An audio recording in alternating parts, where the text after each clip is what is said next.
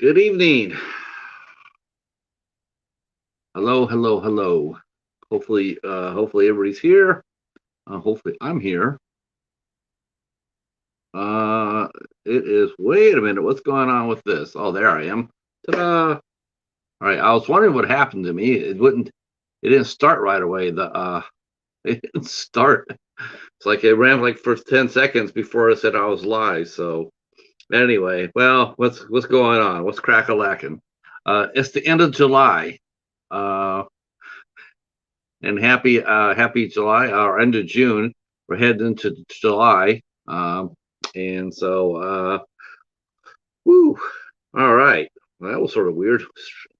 StreamYard always surprises me. All right, so I'm Patrick from Have Cheetah Will View 8 Questions With. Our guest today will be Cody Russell from the YouTube channel H&S Collectibles. Cody's been on here a couple of times before. He's been on with me. He's been a guest on the Midnight Hour, which we'll talk about our infamous Godzilla episode, and then I've had him on just for a general chit chat, one of the late night pop ups. So that was a lot of fun. Hey, Mr. Flickster. Hey, bud. Hey, Beth. How are you? Welcome, welcome. Our good friend Cody will be here in about 15 minutes. I'm sure he'll be dragging David and Sam plus Ben and his kaiju army. They'll probably be here as well, I'm hoping. Um, so Cody is a good guy, one of the best guys I know. I've been friends with Cody now for over a year since I've been on the tube. He's one of the best people for sure. Very generous, very caring, very compassionate. Has a really good sense of humor. Um, uh, he's also a big horror fan. He also runs the Coast to Coast live stream on Saturday nights about 9 o'clock. Uh, and Yeah, he's very creative. He creates things uh, using his 3D printer. He makes little holders for records and for DVDs. Wow, I mean, he likes conventions. He enjoys a good dinner. So you know what I'm saying. He's just all around great guy. Hi Harley, how are you? Glad you're here. Glad you're here. To those who kept on wondering, last night's show did not take place because there was a emergency with our guest Haley, um, and so she was unable to make it in yesterday. So we will try to come back and reschedule her in July. Um, I know she's probably feeling like crap today, so I don't expect to hear from her for a couple of days. Maybe Sunday, maybe not. All depends how she's feeling. The only thing that's really important is that she's feeling better, and so that's really all I can say about that. Is I hope she is feeling better.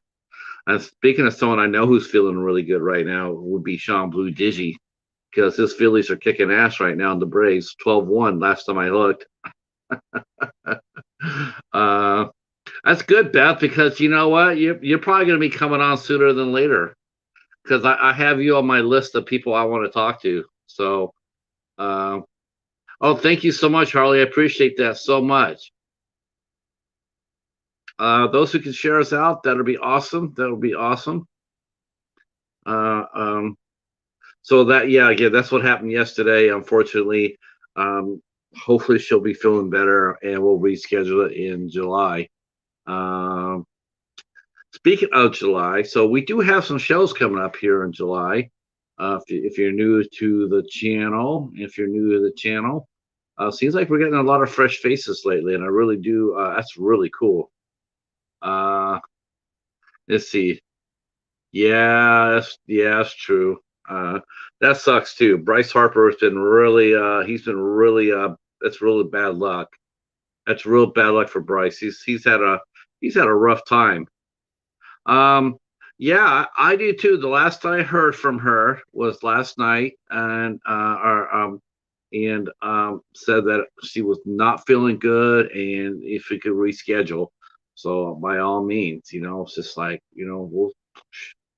That's how the game works. She's you know, she's more important as a friend than as a guest. You know what I'm saying? So whatever we can do to make that happen, make her comfortable. That's what we're gonna do.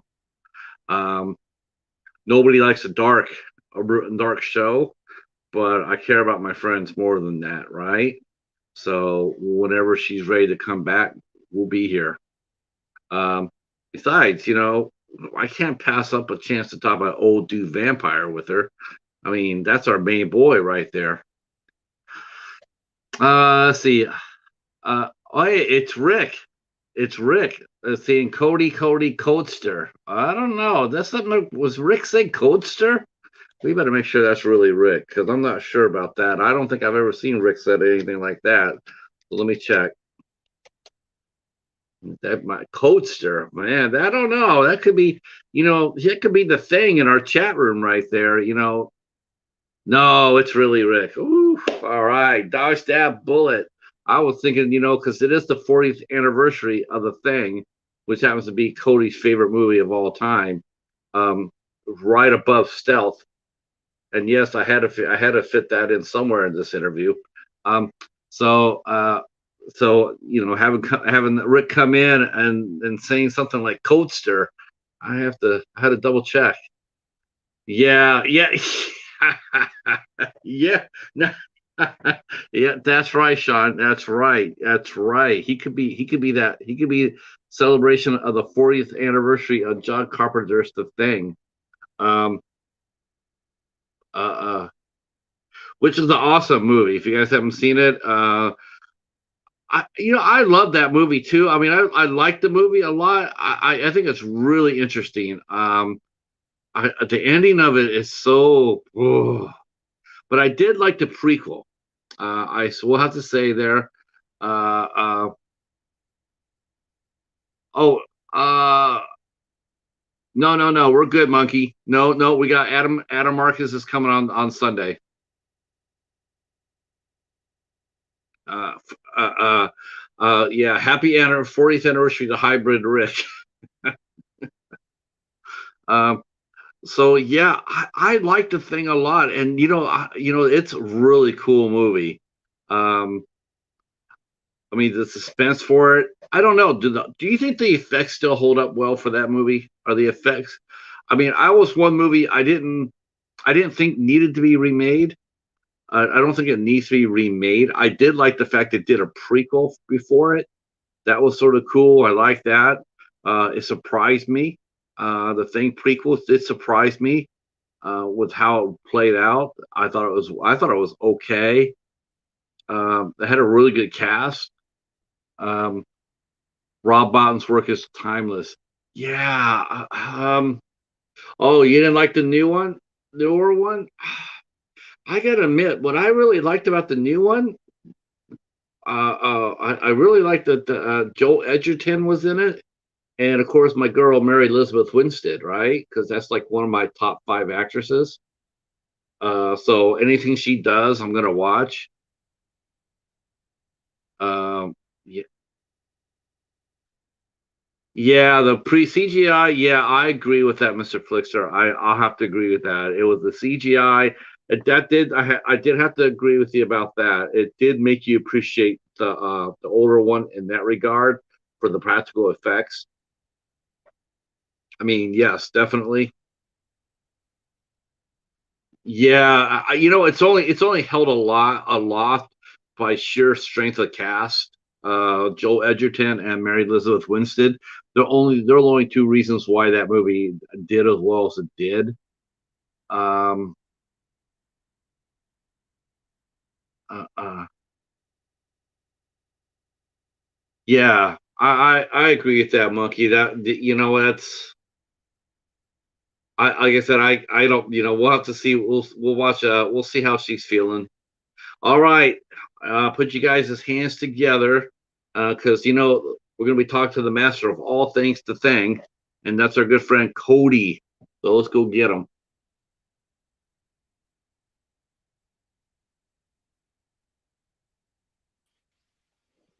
Hey, There he is.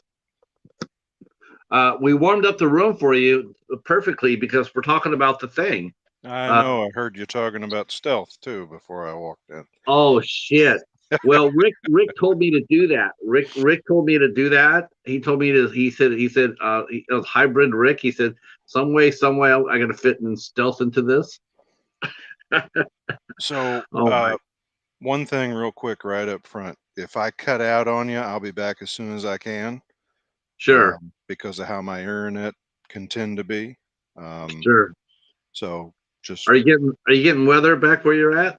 no, it's just our internet. Okay, just because just just a fact of life here. no, you're in Indiana, right? Yeah.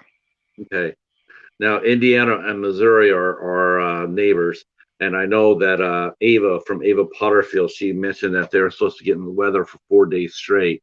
So I was wondering, I I'll think mention, at least here where we're at, it's supposed to say kind of, well, they're saying little thunderstorms Friday and Saturday. okay, But other than that, clear and in the 90s. yeah, it's 88 right now here in Michigan at 8 o'clock. It is hot as hell out there. We woke up. I thought there was gonna be a little bit of rain, but that went away really fast, real fast. Um, let's see. Mr. Flixer says he actually likes stealth. Somebody actually commented on my video of it the other day, I'm and telling you, Cody, I you hadn't slept got on to this movie. reply yet. So I was hard on it. You were. You were really. I was sitting. I was just like my mouth was open. Like, man, he's just crushing it. But I Now, still think. I, so what's his name that played kind of the main character, the hero? Josh Lucas. Yeah, I think the first movie I ever really noticed him in was the Eric Bana Hulk, and he was just such a moron and dick that I have trouble with him as a hero.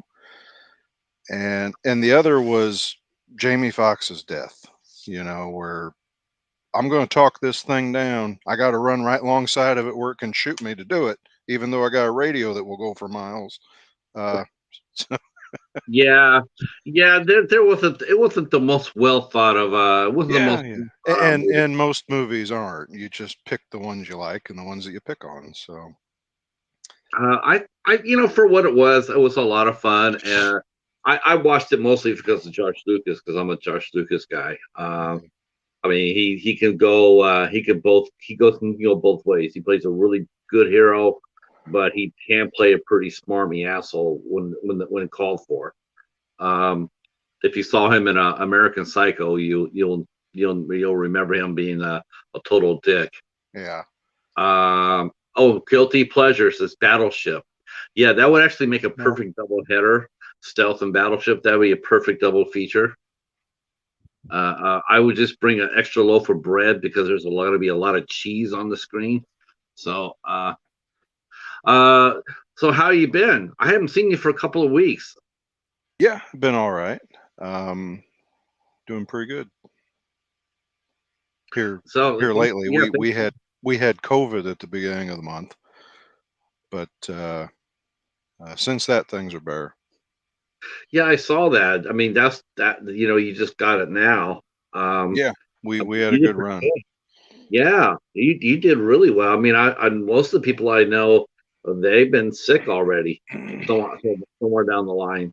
But yeah, you were one of the last holdouts. Uh, let's see. Let me catch up here in the chat. Let's see. Yeah, Sean. I can relate. I have a friend in New Jersey who I don't visit because everything just stops working in Bumblefuck, New Jersey. I love Philadelphia. Don't you just gotta love Philadelphians, right? I mean, they just, say what you mean, Sean. Don't hold back on anything. Um, so speaking of The Thing and John Carpenter, it's the 40th anniversary of the movie. Right. Uh, um, when it first initially came out, it got rolled at the box office. It did not do well. It was made on a $15 million budget and didn't even make 20 back. Um, what do you think? I mean, in your opinion, watching the movie, how did that movie go from a what would be called a box office bust to becoming a cult film? And how would you define a cult film to you? Well, I guess I'll start there. Cult film is um, movie with, I hate to use the word underground, but not mass appeal. Not everybody's going to like it, but you just have a small group of hardcore dedicated fans. Um, you know, I guess that's kind of my loose definition of a cult film. Uh, Small group of people just end up loving it, and they discover it somewhere along the way. And I think that's what happened with the thing. I think VHS and the rental market of the '80s uh, would be the thing that built that cult following for the movie. It didn't do well in theaters. Um, it got bad reviews. And I've never really been appreciative of the critics anyway. A lot of times the movies that they're all for, I never like, and then they really rip on horror movies and gory horror movies in particular. Seems like I know I saw like Roger Ebert's review, and he just couldn't get over how sickening the movie was. A lot of comments on that. Yeah, of course, to me, that's one of my favorite parts of it. I just squeal with glee whenever the doctor gets his arms bit off and stuff like that. Uh, but yeah, I'd say that home video market is what uh, what brought on that cult following. Plus the success that Kurt Russell later had. I think people finding out that Kurt Russell's in it too would cause them to want to go back and see it, because it does have one hell of a cast, really. Yeah, I mean, Kurt Russell, Keith David, Wilford Brimley. Um, lot of good ones in there, and we actually went and saw it last Sunday for the 40th anniversary screening. right. That was awesome. I'd never seen it in the theater, um, so it was awesome Father's Day to go do that. How did it hold up? Good. Um, I thought it was fantastic, and getting to see it in the theater. There wasn't anything visually that really struck me other than wow, it's huge. Um, but the sound, hearing it on a theater sound system, I heard things I'd never heard before. Different little noises from the monster, different noises down the hall. Even one of the scenes where somebody's getting a shot of the morphine, you could hear the morphine getting squirted in. Um, so yeah, I just sat there trying to be all bat eared and listening Right, for everything. right. I mean, it's got to. It was. I was actually thinking about that. I remember that you mentioned you were going to do that, and which is one of the reasons why I led off the show with the thing, because I know that's your all time favorite movie, Yeah, and way up there. um uh you were gonna go see it at the theater for the first time, and I could just only imagine how cool that must have been, just be able Yeah, to sit there and you know, it's. oh, it's like I a mean, kid on Christmas. right, right. When you mentioned about critics too, because I know that this is, I know on the coast to coast, I know you guys talk a lot about movies and whatnot, and you mentioned the critics about, you don't really give them any credence. But how do you decide if you're going to see a movie if you don't watch a crit, if you don't watch a critic or read a critic? How do you decide if a movie you're going to watch a movie or not? For me, What goes into the decision of that? I have so nowadays trailers. Go watch the trailer for it and see if it looks interesting. And then back in the day, it was, well, does it have a cool cover? What's the what's the description on the back? Um, that and I watched. It seemed like I was a lot more willing to watch most anything back then. Um, but then there was less too when I look around. You go to a video store in the '80s. Of course, I was born late '70s. Um, Compared to now, you scroll through Netflix and there's just so many low budget horror shows because anyone can make one now. It seems like they're At least back in the day, you had to go to the trouble of renting a camera and finding a distributor, and I think it was harder back then. So maybe a little more quality product got through, and we got some, cult classics along the way, like Frankenhooker and uh, Street Trash and Chud and some of those kind of movies from the '80s, where now anyone can, almost shoot something on their phone or with a cheap video camera and get Netflix to upload it because they need material. Yeah, And, and, there's a and huge gaping mall for that, isn't there? I yeah, mean, and about the worst one is zombies, because all you need is people to moan, and you can make a zombie movie. I love zombies. It's just it seems like that's the genre that is the most saturated. oh yeah, it takes a lot for me to watch a zombie movie. I mean, Yeah, it really does. I mean, Eh, I mean, a lot of times I can't actually. I tell you the honest to heaven truth, I can't tell you the last time I actually saw a real zombie movie because yeah, I'm just so burnt out on it. You yeah. know? And you can usually tell in the first 5 minutes if Yeah. it's going to be any good or not. Y- that's true. That is true. Sometimes, like I remember, to me, I absolutely loved the Dawn of the Dead remake. Hmm. And I remember before it came out, they showed like the first 10 minutes of it on TV, like on MTV or something like that. So I Right. got to watch the first 10 minutes, and I was hooked. That thing was cool as hell. I remember seeing that, and then they had the little girl turned Hmm. into a zombie. I knew right because I was like, there's something really scary about kids. It's like you see a grown man, roar, it's like, oh, whatever, right? You're just like, you know, but when you see a kid, and it's just like there's just something inherently really evil about that. But it's also good though, because you know, because we want to feel something, you want to feel some sort of emotion, and when I watched that, I was like, holy shit, like, damn, that's scary. Yeah. Well, it's like kid zombies, just to keep going on the zombies one. They're small, they're fast, they can get you almost easier than an adult, because just being a parent trying to hang on to a kid, Right, right. that's crazy. And then at the same time, there's always that reluctance in the movie for that character to take a kid zombie out. I mean, they don't want to shoot a kid even if it's a zombie. Yeah.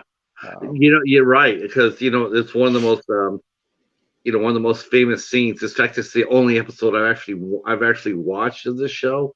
I've only watched the first episode, but this scene has stayed with me the whole show, and it's like, I'm slowly putting it together so I can watch it once I do.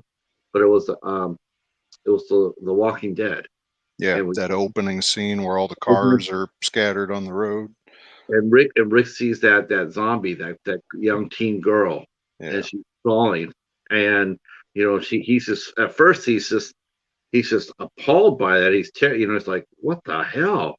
yeah. But then he goes there and he talks to Morgan and this and that, Oh, yeah, the one out in the grass, you right. mean? And then on Yeah. the way Mhm. out, he leaves and goes up there and he just puts her out of her misery.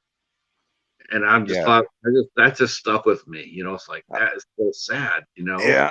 I like that one. Actually, I have a little toy of that zombie somewhere.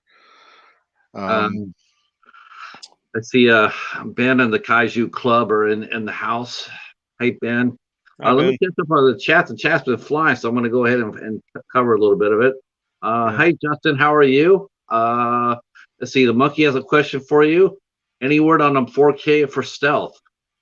I have not been keeping track. Let's see. And No, you haven't missed anything too far, Retro. We're just they're getting started.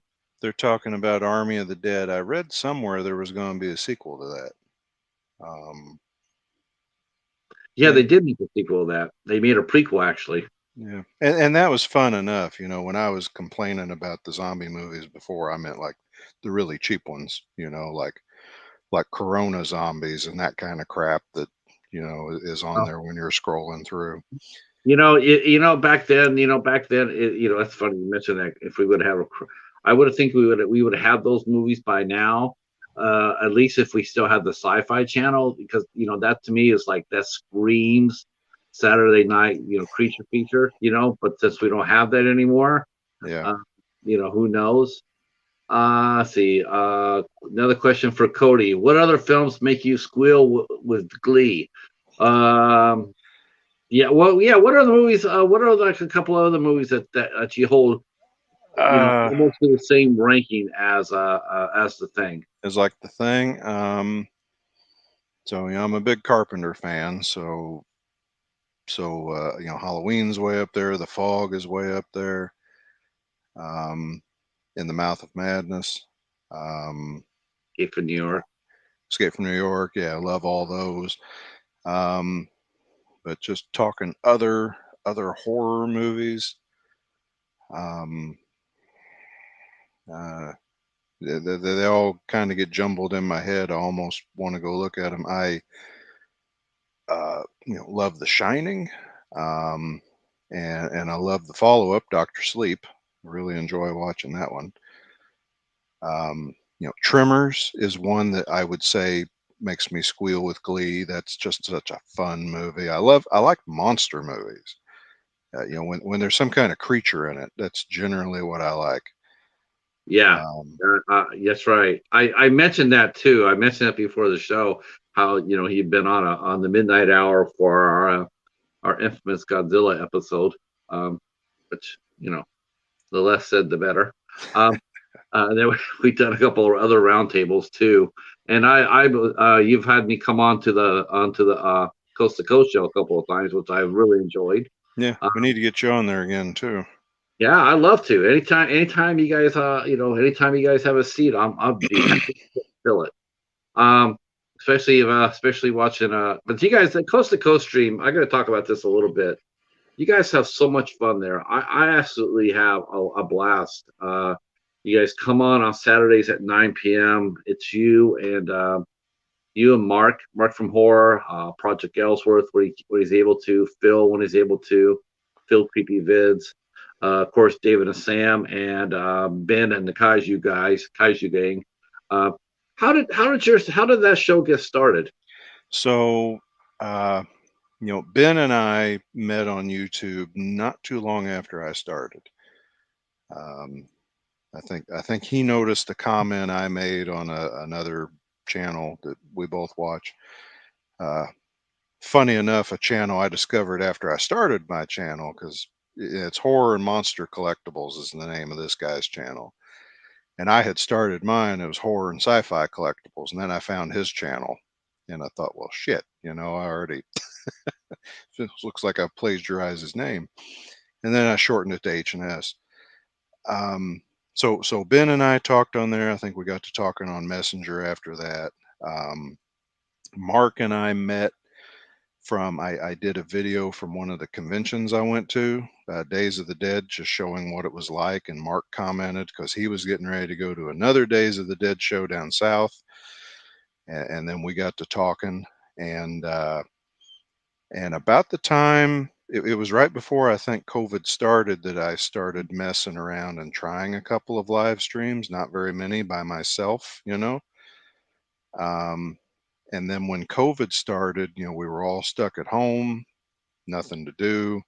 Hey, you want to stream together? And I think it kind of started with me and Ben, at least for the first two or three. And then Mark came in, and then it was somewhere around there too that I met John, because John did a Phantasm review, and I watched his Phantasm review and commented, and that's how we got to be friends. And then, if I'm not mistaken, I think I met Dave actually through Beth. I discovered Beth's channel looking up record store day releases. Um, and Phil, I think I discovered because he showed the Blob and the Stuff set that he had, and I run out and bought one. Okay, yeah. But then we ended up all in a messenger chat, and then it just kind of grew to all of us. But it really started in like April of 20, after the whole COVID lockdown thing started. Sean is mentioning that he's watching Jaws 4 willingly. And David walked in here with David and Sam. My ears were burning. What's up, fellas? What's up, David? What's going on, I'll sir? and to back up when I see Lily and Dad Talk Horror asked how many vinyl soundtracks I own. I'd have to do a count. It's going on about 200 or so. Um, but yeah, quite a few. Uh, I think Dave has me outdone actually. that's well. How do you do your records? Do you buy your records and then you? I know this is the the old way, but I'm sure it's a new way. But do you buy your records and then play them to download them to CD format A and lot then of put the records away? So I've only had a couple of records that I did that with. Um, it's easier, I think. A lot of times the record I'm buying is generally out on YouTube, and I have a little piece of software that will download YouTube videos and convert them to MP3. So I just make it easy on myself because, if I'm playing my MP3s, it's in my car, which is not the most quiet thing in the world, or I'm out in the barn where I don't really care about sound quality. I just want background noise. Yeah, and yeah, I just find it a lot faster to do it that way. Uh, I remember back in the 70s, I had a friend of mine who was a big vinyl collector. I mean, every Tuesday, he was going up there and he was spending money. I mean, he had hundreds of LPs, and that's what he used to do. He used to get his record. He uh he then to go buy a pack of cassettes, empty cassettes, and then he would record the record onto the cassettes, and then hmm put the record away, and then it just play the cassettes. And of course, if they snapped or broke, we can just easily replace it. But that right. you know, And 'cause- go so, ahead. growing up, I complained about that not too long ago. Growing up, we bought records till probably like, 86, 87, and then it kind of took over that we bought tapes more. And then about into the mid 90s is when I started buying CDs. And I still have all my records from when I was young. I don't have any of the tapes because they all broke and whatever over time. And I wish to hell I'd have bought the record and made a copy like you're describing with the tapes that I bought because that's what I did with the records I had. I just got a blank tape and recorded it and made a tape. And in a lot of cases, even my tapes I made copies of because I tried not to play the original. Right. Let the copy get chewed up because that happened every now and then. Yeah. That way, people, a lot of times people, because it's normal, I guess. But a lot of times people see a record and they want to start handling it. And it's like, sometimes you have to tell someone like, yeah, we don't do that in this here. We don't handle the records. We just, we listen to them on tape. Yeah. So, because And my friend was, yeah, he was like that. He was like, my you know, so my dad was like that. Dad had some records that I have now. He's given them to me because he doesn't play them anymore. But he had the Good, Bad, and the Ugly. He had Fistful of Dollars. He had Henry Mancini records. And I really credit my dad with my love of soundtracks and scores. He got me into it with those. But you never touched them. You couldn't touch Dad's records, but Dad would make you a tape of it. That you could take off and then go play. Um, but he didn't want them scratched. He didn't want them messed up. Just leave the records alone. I'll make you a copy if you want. Otherwise, don't touch them.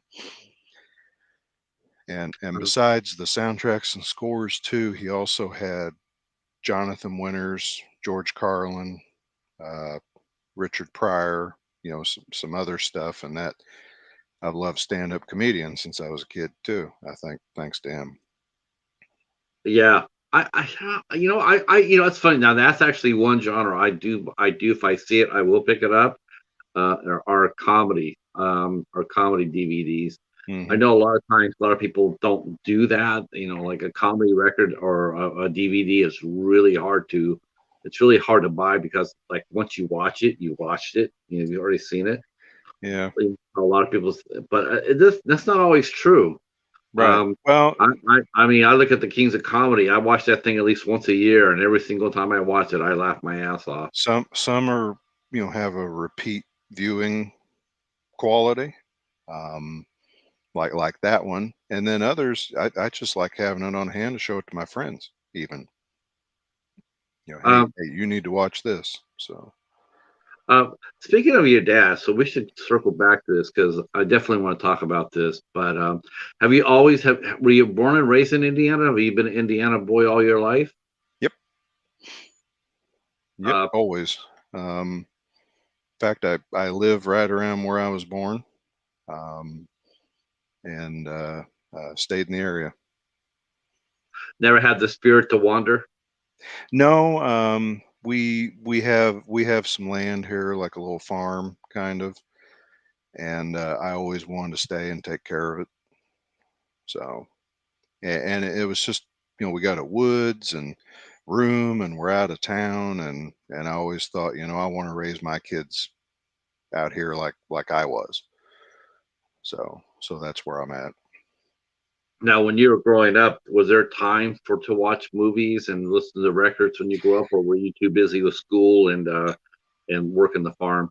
I No, there was always time, and Dad was really into it. We watched movies as a family, and living outside of town, it wasn't like I could really hop on a bike and go see friends. Friends had to be driven over, or I had to be driven to their house. And there was a lot of video stores in town, and Dad enjoyed watching them, so we would rent movies frequently. 2 miles down the road was the drive-in, so we were very close to the drive-in and went there a lot. Um, and then when they did build us a cinema, it was only 3 miles up the road in the edge of Oh, town. okay. Um, so yeah, Now, movies have just always been big in our family, and there's certain ones that I think the whole family could quote. Just sit in a circle and quote. And we love comedies, we loved horror, we loved westerns, we loved action. Charles Bronson, Clint Eastwood, all that kind of stuff we watched growing up. was your dad more of a horror guy or more of an action adventure kind of guy? I'd say the action and adventure section of his movies was bigger than the horror, and then we differed on our horror too. Dad liked classic horror, Universal monsters on up through Vincent Price and Peter Lorre and The Raven and those kind of movies, and even into the 80s and The Thing and John Carpenter and stuff like that. But Dad did not watch slasher movies, like, in particular.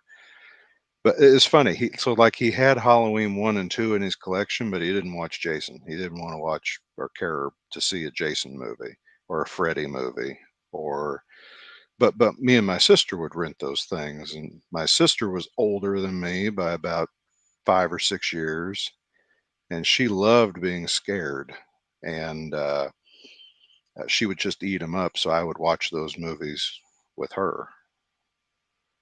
Now, what was the first movie that you ever watched that had you go inside mom and dad's bed and going like, there's monsters underneath my bed? The earliest I can remember, I think, that like gave me a nightmare where I had to run in there with him, was we watched Night of the Living Dead, and Good one. and I must have been 4 or 5, and I can remember I had a dream that the little girl with the cement trowel was coming for me, Yeah.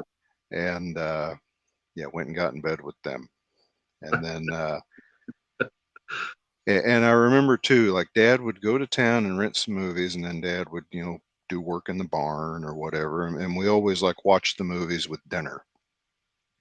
We Okay. didn't like sit around the table and eat. We'd go in the living room, spread out, and watch a movie. And he rented Creepshow, and I must have been 5 or 6. My sister must have been 11 or 12. And Dad said, don't watch the movie without me. We did. And we got as far in the first episode where the hand shot out of the ground, Right. at the Father's Day grave, and we shut it off. We were scared to death. We waited on Dad. Do you find do you Do you find yourself able to react to a movie now, or have you seen too many where, you know, that be are too hard? I mean, that's the bad thing about watching horror movies too much, Yeah. is that you become jaded really fast. I mean, if you don't watch them all the time, then you still have the element of being scared, you know. So I did the John Carpenter tag here recently when Dave tagged me, and the hardest question was, "What's the scariest John Carpenter scene?" You know, and it's hard to be scared anymore. You're right. Like I was when I was a kid, and you stayed up and you watched those movies, and then you were scared to walk down the hallway to go to the bathroom, and stuff like that, and it's a feeling I kind of miss in that regard. I have had some movies that just they stick with you for days, and I think usually it's more of a shock, or you saw something that just you couldn't believe, or it made you uncomfortable. And the last one I think that hit me that way, and I know you're not a fan of this one, but Hereditary. The, Help me, Dave. the and it was the phone pole scene. I think at the end of that, I was as stunned as the kid driving in the car, and that just stuck with me for days. Oh, yeah, I wouldn't yeah. say it scared me, it was just unsettling. Right. Yeah. I mean, Yeah, the scene, the actual idea of that actually happening is really unsettling. I yeah, agree. yeah, and That's I think and Mark, I was talking about it, and Mark was like, the reason that bothers you so much is you have kids. uh, David says, on that note, take care, all. I do believe, I have a spiritual brother in David. Him and I are just not A24 fans at all, Yeah. at all. Now, I liked Hereditary. I hated Midsommar. I will say that.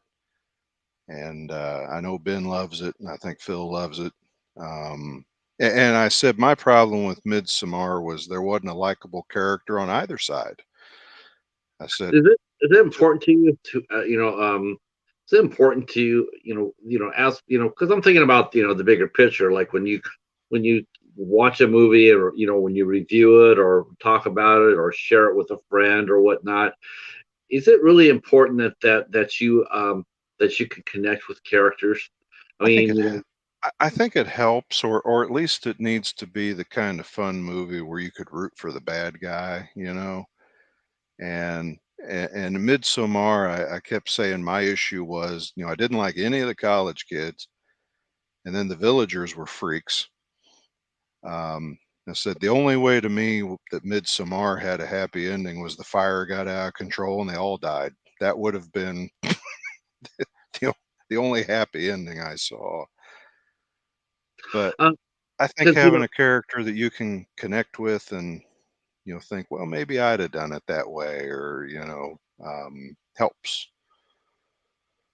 I agree. I mean, I think you have to be able to have you got to be able to connect with the characters. I mean, because when I watch a movie, when I personally watch a movie, that's how I look at it. I look at, like, it's like I like horror movies, like slashers or whatnot, but I don't have the glee, for, oh yeah, because to me, I look at the people as, like, if they were really in real time, and like, how would I like it if that was somebody who I knew, or what did they actually feel when they were being killed? I mean, Yeah. that can't be a very pleasant thing. So I you know I you know guess I can see that maybe on some characters that you like that they actually develop, but then at the same time I'm thinking like a Jason movie and the kids who are just fodder for Jason to kill. I don't really connect or care about them, because you can't. They're two-dimensional characters. And every one of those slasher movies in the 70s and 80s were kind of cookie cutter. You had the slut, you had the nerd, you had the nerd who wanted to be a slut, you had all these right. different characters, and in the end it was probably the virgin that won out. I see. um, Now, I know a lot of people love '80s horror. I mean, they're all about '80s horror. it's the best. It's the best. 80s and 90s. I gotta say, as far as that goes, I think this is why I like 2000 plus horror and I like 70s horror. I mean, I like 80s and 90s, okay, but Mhm. 70s and then after the 2000s, they actually really felt like the characters you saw on screen connected with you. You did feel for those characters. You like when you watch The Exorcist. Holy shit! I mean, you There felt was a for little, everybody in that movie. I mean, yeah. There you was more put into him, I would say, because in both of those time frames, I think you were making less horror movies, so you were probably making more quality ones. Whereas in the '80s, I know there was that push that we got to fill video store shelves. know, So they were just pumping them out, sort and of and like every and today. every, and every other movie was a rip off of another movie. Yeah, Um, it's like a cycle, isn't it? I mean, we saw that it's a cycle where come out there. We got to get product out there. We got to jump on this bandwagon. So let's churn them out. I mean, yeah, there's a lot of really bad '80s horror films out there. A lot of them because they were just out there just making them right there. But it's still different from today's horror. Because nobody from today's horror can look back at the '80s with down their nose. You can't look down upon '80s horror today necessarily because you're basically following a cycle. You are now in where they were in the '80s, but now we're making all this really fast horror for the streaming services. right. And so how are you any different? It's like it's more the exception when you find a movie with real characters that you can talk about than not. Yep, Um, you agreed. know, uh, uh, Backing so up, backing up to an earlier question from Dave. What's my most obscure comedy or soundtrack album? And I don't know how to answer that one. My most limited one, I don't even have yet. I have it reserved. I'm picking up a limited run of 500 copies of the Pacific Rim soundtrack on Sunday. nice. Um, That's a and great. then That's a great score. uh, one I got was an overseas release. I don't think it was ever released in America. I bought it through Discogs, so it's not rare. It's out there, but the Pirate movie with Christy McNichols. You ever Oh see my that? gosh, yes, Yeah, I bought that record as I love that soundtrack. man. Um, That's way back. That's like 74, 75, if not my mistaken. it was in the '80s, I think. I'd have to look at the date. I thought Family came out in the 70s. I thought it The was what? You're talking about Kristen McNichol, right? I thought that because I know she broke in a TV series called Family back in the 70s on ABC, and then she did Foxfire, I think, with Jodie Foster. Or it was her, I think Jodie Foster, and I want to say Tatum O'Neal. Maybe the Tatum the O'Neal and pirate her. Maybe it was movies. Tatum. Pirate movie was 1982. Okay. So yeah, okay. So she was just, and I think her star broke out in the late 70s. She did, like I said, she did a series called Family for a couple of years. That was actually with Meredith Baxter Burney. That was where she got her first start too, or her shot to fame. Hmm. Um, yeah, no, I'm older than you guys are. Let's see, I do have Echo makes the comment. I do have a 3 record Lenny Bruce album set, nice. kind of in a thick box. And I actually bought that from somebody that Beth knows that has a little record store that was selling records on Facebook. So Yeah, it seems like I mean the vinyl record, the market and the community, it's strong. It's really strong. it's It's sort of exploding. weird though. It's Hmm. sort of weird though when you walk inside a Target though, and you see a record. They sell records now. We're back in the '70s when I bought them. I could buy 4 records for the price of one today. Yeah, You, yeah.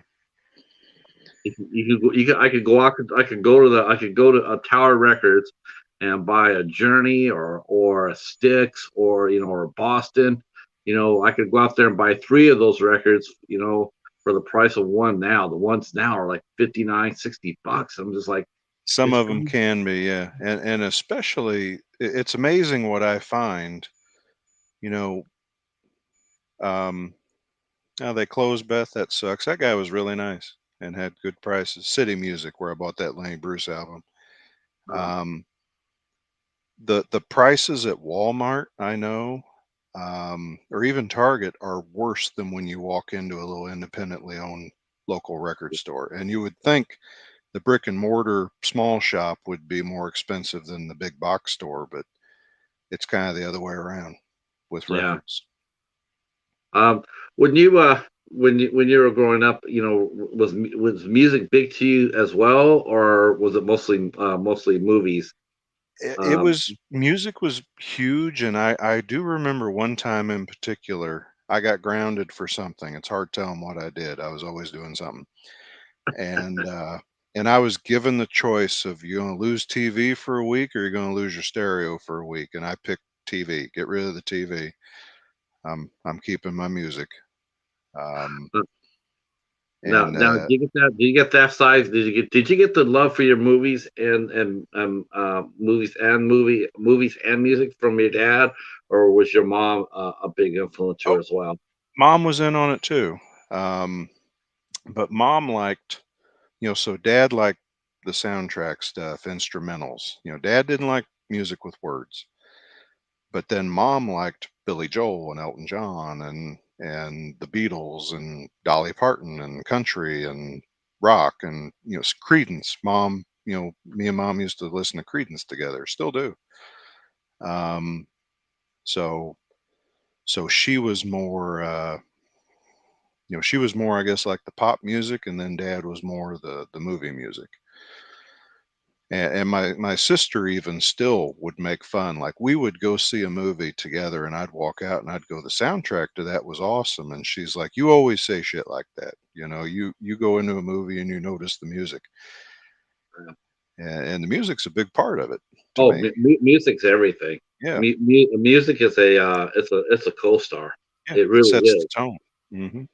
Um, it's now I know it's gonna be it's probably gonna be a lot of heat, but I'm just it's not everybody knows it, but I do think it's probably the only one thing that truly saved Halloween from just becoming unwatchable Yeah. was the fact that they had a kick-ass score. Even John Carpenter, I saw an interview or two with him where he said they screened it for somebody with no music, and Yeah, he said it was awful. yeah. And then he added the music, and it made all the difference in the world. It really does. Um, it's amazing when you get a good score and you hear that, and it's it moves you. It's part of it. Like the one movie I can tell you right now whose score is absolutely just like lights out is It Follows. Okay. Holy shit! That was just like that movie, that music, that score. I mean, when you put out the names of the people in the credits, like John Jones played this person. It should be the composer of that score, because Front and center. yeah, because that Yeah. was absolutely just positively rocking. It's been a I very long time since I've heard an iconic score like It Follows. I I mean, I I love that music scores can have a reputation outside the movie. And some examples are the Halloween theme, or Friday the 13th with the yeah, that, or the Good, Bad, and the Ugly theme. There's people out there who know what that is, have never seen the movie, but they know that theme and they know what movie it come from. right. It took on a life of its own. I just recently I watched the last movie because I hadn't watched it then. But the last movie I saw that trilogy was for a few dollars more with Eastwood and Lee Van Cleef. The middle Uh-huh. of the score for that movie is phenomenal. I there Um, there's days where I almost like that one more than I like, Good, Bad, and the Ugly. yeah, That is a very good score, and that last especially 10 minutes. the last few minutes where Lee Van Cleef and Indio have their duel. Yeah, That you turn that up loud, and it just moves you without even watching the movie. yeah, So, and yeah. that's how I am. I go out and I mow and I put on my headphones, and it's an hour of just stuff like that, and I see the movie while I listen to the music. So Hello, Video Gamer 58. Welcome, welcome. We are talking to our good friend Cody from H&S Collectibles YouTube channel. Sean, can you drop Cody's link in the chat if you could, sir? Um, thanks. for sure. And Uh, Echo quoted the pirate movie. The Major General says, "I'm older than the Beatles, but I'm younger than the Rolling Stones."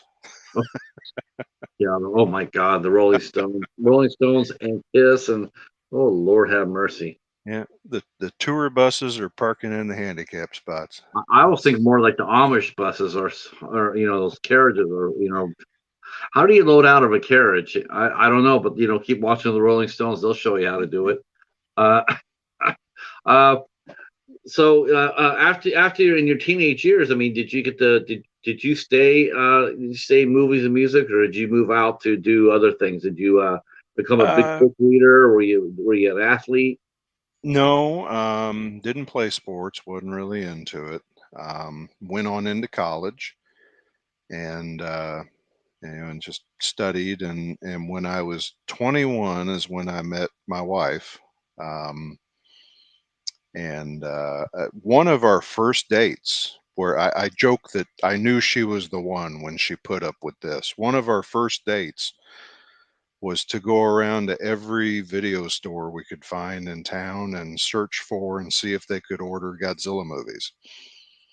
Uh, that was very early on in our relationship, like the first couple months, and she wasn't going to ditch me after that. I was like, okay, um, That's the litmus test.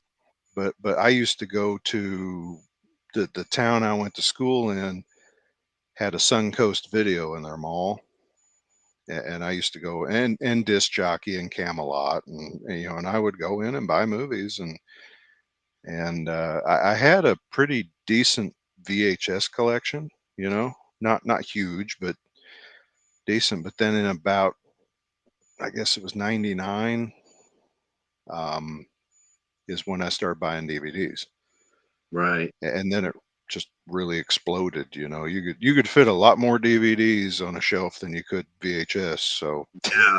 I have nothing. I have nothing but respect to anybody who has a VHS collection. I know that Joe the Horror Man, his VHS he's collection is got a legendary. huge collection. Yeah. Um, Now Garrett from Video Tasties, he's got a massive collection. I have the only VHSs I have left. I have a few Godzilla movies. Just saved them because I don't even have a player anymore, but I saved them, and then I have Total Recall, because I think John sent it to me as kind of a joke. Uh, I'd made a comment about how many formats I had Total Recall on, so he sent me the VHS. Um, so I think that's the one movie I have the most formats of: uh, Laserdisc, VHS, Sony PSP, video disc, Blu-ray, 4K. I've got Yeah. Total Recall and everything. Now, what was the first score that actually moved you? That actually, like brought tears to your eyes, and you felt really emotion about a movie. What was the first movie that you actually felt that for? Uh, Everybody remembers their first movie like that. so it's kind of hard to separate the two, because the movie did it or the score did it. But I think the first score that I could listen to outside the movie that hit me that way was Schindler's List. Mm, And then particularly at the end when they give him the ring, that right. that scene and that music, that kind of the main theme, it's just tear jerking to me. And then the other one, it's not I think it's not a movie a lot of people even know, but The Story of Us with Michelle Pfeiffer and Bruce Willis. Yeah. At the end, when she's explaining why they're an us, and that's an Eric Clapton soundtrack. That movie is. Uh, but it's a track called Chow Fun is the name of the track, and that one kind of hits me that way. I can almost tear up just listening to it, not even watching the movie. Right. Yeah, So a good score. Like, I mean, do you have a favorite composer? I mean, one uh, ones you like more than others. John Carpenter's up there, of course. Ennio Morricone, I have a lot of his stuff. The old westerns, some of the Giallo stuff, the Untouchables, The Thing, the Hateful Eight. He's got a lot of good scores that I have. Um, let's see, just kind of looking at my thing here lately. More recent composers, I like Bear McCreary, who did Yeah, Godzilla King of the Monsters, and he did the Child's Play remake. He's good. yeah. Um, and Harold Faltermeyer, who did Beverly Hills Cop, The Running Man, Top Gun. He Uh, was on fire there for a while, wasn't he? He he just then had, all of a sudden he just vanished. and he was all synthesizer stuff too. So I really like him. And then looking through here, what else? Looking for ones I have multiples of. Danny Elfman, of course. In all the Tim Burton movies, I like a lot of Danny Elfman soundtracks. So Yeah, there's a few. yeah. I was a for a while there. I was just a big James Horner fan. I was such a big fan of his. Him too. Star I, Trek 2, Titanic, Aliens, some other I was stuff he did. but funny thing happened is like I was listening to a lot of his scores, and I really noticed that a lot of his scores he just plagiarized himself. He was the as far as any composer, You- he was Yeah, the worst by far about plagiarizing his own shit. I mean, right. there's some scores that I could play, you could not pick them out from. You could not pick the movies that they're in Yeah, because yeah, well, they're in like every. another one of my favorites is Alan Silvestri, who did Back to the Future and Forrest Gump, but you listen to the Back to the Future soundtrack kind of, and then roll it right into Predator. they're they're very similar, but they're both great. So Right. Let's see here. Hello, Betty. How are you? Ritz or Tolly has some of the best scores. The guy who did Cannibal Holocaust scores. I Uh, like that. I have Cannibal Holocaust in MP3 downloaded off YouTube. I'd love to have the Mondo record, but it kind of goes for big money now. David Smith, Danny Elfman, Hans Zimmer. Hans Zimmer is awesome. Marco Hmm. Tommy, guy who did the score, I can't pronounce his first name, but he did the score for the Person of Interest. I think Marco Beltrami did the score for Pacific Rim. Um, Yeah. you know what was really outstanding scores too? I mean, really good outstanding scores are the Godzilla movies. The Yep. Godzilla suite, the March of the Monsters and stuff. Oh shit, Hmm. those scores. It's amazing. And I When know I'll butcher the name, but Akira, if you Kubi something, he composed a lot of those early ones. I mean, Um, those scores today are still kick ass. oh yeah. Hello, Marianne. How are you? Glad you're here. Glad you're here. And then He did the first Star Trek the motion picture. the monkey says they put out Total Recall with a new colorful slipcover. I don't know if I've seen that. I bought a double steelbook of Terminator 2 and Total Recall, and it's Total Recall on one side, T2 on the other. Um, but I don't know if I'll pick it up. In that one, it wasn't that I had to have every release; it was I had to have every format. So um, 4K, Blu-ray, DVD, VHS, you know, formats. I do. I do. I watched the. Are you a big special feature guy? I mean, when you collect your movies, do you look at special features? Does that drive you in if you're gonna buy a So movie? the first DVD I bought was Good, Bad, and the Ugly, and I didn't even have a DVD player yet when I bought it, but I Mm. had to have it because I saw on the label that it had 15 minutes of cut footage. Um, so I love deleted scenes. I like featurettes. I like interviews. I like commentaries. So yeah, I'm big on the special features. Yeah, special I, features are a lot. I mean, sometimes sometimes they're really good. They'll take you to the back where they're making the score. You get to see them play a score. yeah. They'll bring out an orchestra or whatnot. It is amazing to watch, isn't it? Hmm. Let's see. See, Sean says he watched a live orchestra performing the Predator 2 score. Um, Nice. yeah, it's not a poltergeist in my house. My light just keeps on going. I don't know if it's like brownout or not, but it keeps So on flickering. I was going to say, speaking of, I forgot to mention it earlier that we went and saw the thing, the rescreening. Uh, I think in August the theater is doing Poltergeist, and in September they're doing Wrath of Khan. So I'm going to go Oh, back at okay. least 2 more times this year and see a couple of other 40th anniversaries. Are you a big Star Trek or Star Wars fan? I tend to lean more towards Star Trek. I like Star Wars, but we grew up watching Star Trek, and I'm pretty sure that like by age 2, me and my sister could both do that. Yeah, and uh, and I mostly like the original series. They're the ones where I can say I've seen them all.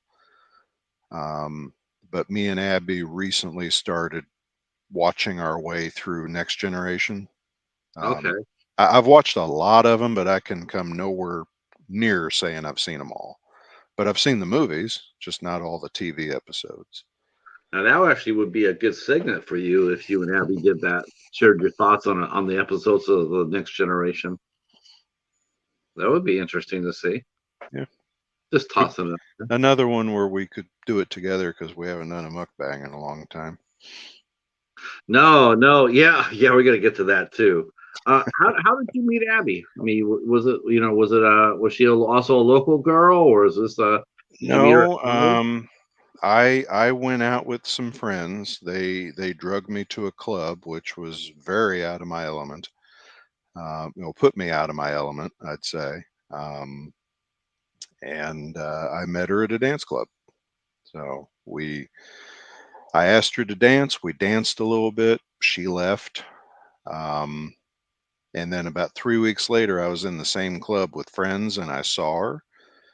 And I went over and talked to her again. And then turns out that my buddy's girlfriend that was with me was in Girl Scouts with her when they were kids, and they talked and we talked, and I got her phone number, and we kind of went from there. And you on your first date, you went around to all the different video stores. Well, that was a month or two, I think, later. Actually, our first date, it was funny. We went out and it was Thanksgiving night. Oh wow. Um, I had some friends over and we were outside shooting, actually. We were just shooting targets at the edge of the woods, and I got this phone call from her. I'd called her previously, but then she called me and we decided to go out. And of course, there's nothing open on Thanksgiving evening, back in 98. Except for You know, Chinese food. Yeah, it was before like Black Friday. Now Black Friday starts at like 3 p.m. on Thanksgiving. This was way before that. And but we said, let's go to a movie. And there was a little bitty rinky dink theater that had 2 screens in this town we were at.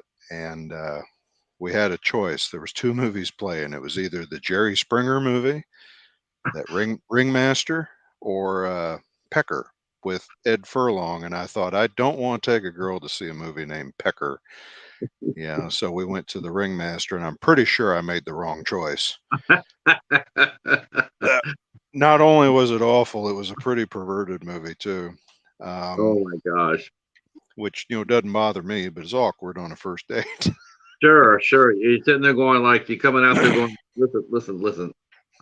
This ain't me. This is not what I want. I Come, wasn't come laughing back. at that, I I got. swear. Look, come back. I got Yeah. Gamma over here. So, and that's funny too. I was getting ready to go on this date, just to mention it, and one of my friends was in my truck with me, and he was flipping through my CDs, and he got to the Godzilla soundtracks, and he's like, "You need to take these out of the car. These shouldn't even go with you, on a date." But What? but we went out and we drove around town. I mean, we stayed out all night, just talking, hanging out, and I had to be at work at 7 the next morning, and the town she was in was about an hour away. So I think I left town at like 5 something in the morning, drove home, got changed, grabbed something to eat, and then went to work from like 7 to 4. I worked at Walmart at the time. Uh, so that was our first date. I'm sure you came home though, and the first thing you did was, instead of falling into bed, you probably called her, didn't you? No, I called her later, but Oh, okay. Uh, let's see. Let me catch here in the chat. Sean's but parents. I will say, just instantly infatuated with her. And How long you guys been married now? we got married in 2000, so we'll be 22 years this fall. Nice. And I think we were together for maybe 3 months before. I didn't ask her to marry me, but I asked her when I could ask her to marry me. And she's like, "You got to wait a year." And I think, like, right when we were together about a year, I just asked her. Right. 'Cause you guys were both in college then too, right? She had already finished up what her college. She Okay. actually graduated a year before me. And I was still in the process of wrapping mine up. I went to a 2-year college and then transferred into a 4-year. So I was kind of at about a halfway point when we met. Sure. She was looking out for you for sure. She wants you to She was get my motivation, and I've told her that ever since, because I've went on and got other degrees, and I always told her, she's the one that motivates me. So um so let's see. Oh yeah. Thanks, Sean. So let's catch up now. Now that you got out of your teen years, now as an adult, I mean, your viewing habits have really changed. What are some of the things that you noticed from when you watching movies when you were younger to now? I mean, what are some of the big changes that you noticed in your own viewing habits? um probably less patience. Like I remember when you go rent a VHS or something, you'd at least fast forward through it, to see if you could find a good part, even if it was looking lousy. Um, Most of the time, if it looks lousy now, I just kind of stop. Um, and now that I've had kids, I think I'm a lot more willing to watch cartoons and kid shows and stuff than I was. And I'd say there was a period of time there where I don't think I ever saw anything in the theater for several years that wasn't animated. Um, Or do you like cartoons? yeah, yeah, and newer stuff. I like some stuff with my kids. Like, when my nephew was born, right before we had kids, that's when SpongeBob was getting really huge, and I do enjoy SpongeBob. I think that's funny. I like the regular show. Um, and some other stuff that my kids enjoyed. But then for me, back in the old days, I got, and I got these on DVD so the kids could watch them. Donald Duck, Tom and Jerry, Bugs Bunny. That was the stuff I liked growing up. So Do you think we're Garfield and being Friends. Yeah, I love Garfield. I actually reviewed both Garfield live action movies for Dollar Tree Theater. So, but let's talk a little bit about this, because I think this is interesting, and I'd like to hear your thoughts about this as well. But do you think, as a society, do you think that we're too heavy-handed with the arts now, like with books or music or movies? Do you think that we're too heavy-handed with it? How You you know, mean? Uh, as far as like Disney, people, Disney went ahead and they showed two characters showing of the same sex showing a little kiss. Hmm. Do you think it's too heavy-handed for Disney to be throwing that out at kids? like that's something to me. It's like something that's when you get be a little older, like a teenager or whatnot. Then you could probably talk about something like that. But do you think it has a place in a cartoon now aimed for Well, kids? I mean, it's they say that film reflects society, right? And I would include cartoons in that. Mhm. That's in society now. Um, and I think it would just kind of probably depend on you as a parent, the child. Um, and I know I at least read a couple things where there were people talking about it that said, I don't think my kid even saw it. I didn't even know Happened about it really at quick. all until I saw somebody comment Yeah.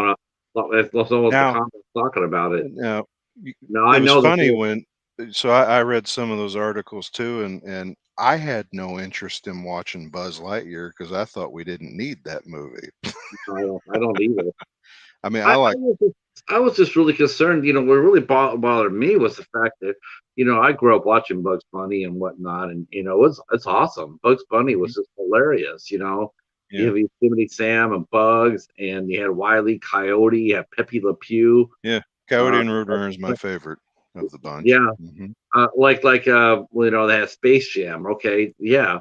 Well, one of the characters was Pepe Le Pew, and all of a sudden now you get all these people going like, "Oh my God, Pepe Le Pew is so perverted because he's Right, always." right. It's a cartoon, It's a cartoon, and I think he's a parody of that kind of a person. It's not like you're telling the kids to be like that. You're supposed to watch the cartoon and realize that he's the one at fault. He's the one doing the wrong thing. He's the one taking everything the wrong way and seeing everything the wrong way. It's kind of like people who would complain that Blazing Saddles is racist. No, Blazing Saddles is making fun of the racists. right? Right. When you Yeah, watch it. yeah, walking up to Mel Brooks and sitting there saying you're racist is Yeah, probably one of the most inane thing I would think anybody could say. Uh, exactly. So my main thing right now with to me what I see in society, and I think the internet's guilty of a lot of this. And I like having the internet and I like reaching out to people, and the internet, I keep saying, is giving a voice to a lot of people who just ought to be quiet. yeah. And then people love to be angry. By God, they love to be angry. And if I don't know, they just like to hate on something. I think there's just a lot of anger and discontent out there, and then people watch stuff that makes them angry. So What I mean, yeah, you're right. I mean, that's one of the things about horror films too. That's what's interesting. It's like,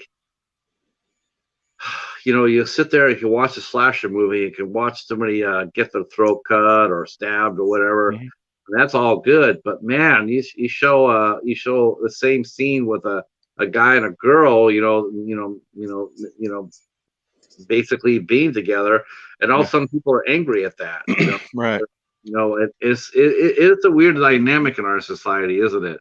it is, and I've always been on the side of I hate to hear people blame the movie. Like when somebody goes out and does something awful. Um, like, but it's only certain movies. It's horror movies, or like the guy who shot up the Batman theater. Remember him?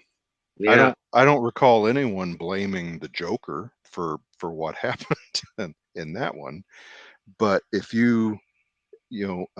there's some stupid kid years ago that burned his house down, and they blame Beavis and Butthead because Beavis and Butthead were playing with fire. Um, I just don't agree with that.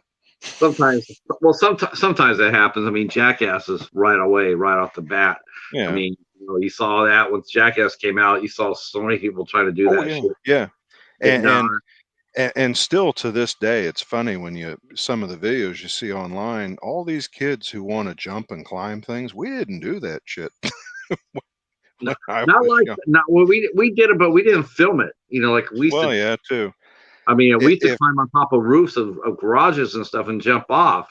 You know, if we drop it cell off. phones and if cell phones and cameras existed when I was a kid, it's amazing how much trouble we'd have got into. Oh, hell yes. Yeah, Yeah. I do you think our society as a whole are just it's just too self-centered now, Cody? I mean, you know, you're a father, so I mean, you know, how do you feel about, you know, what would you tell your younger self now? What are three things, you know, if you just met your younger self, what are three things you would tell your younger self to be watchful for?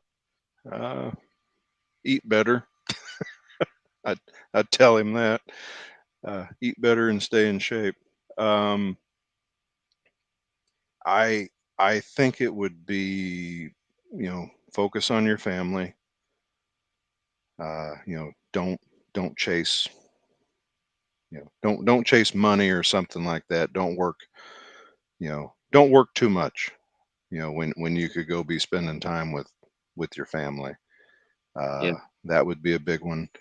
Um, but then, like, how to deal with current society, I don't know. It would,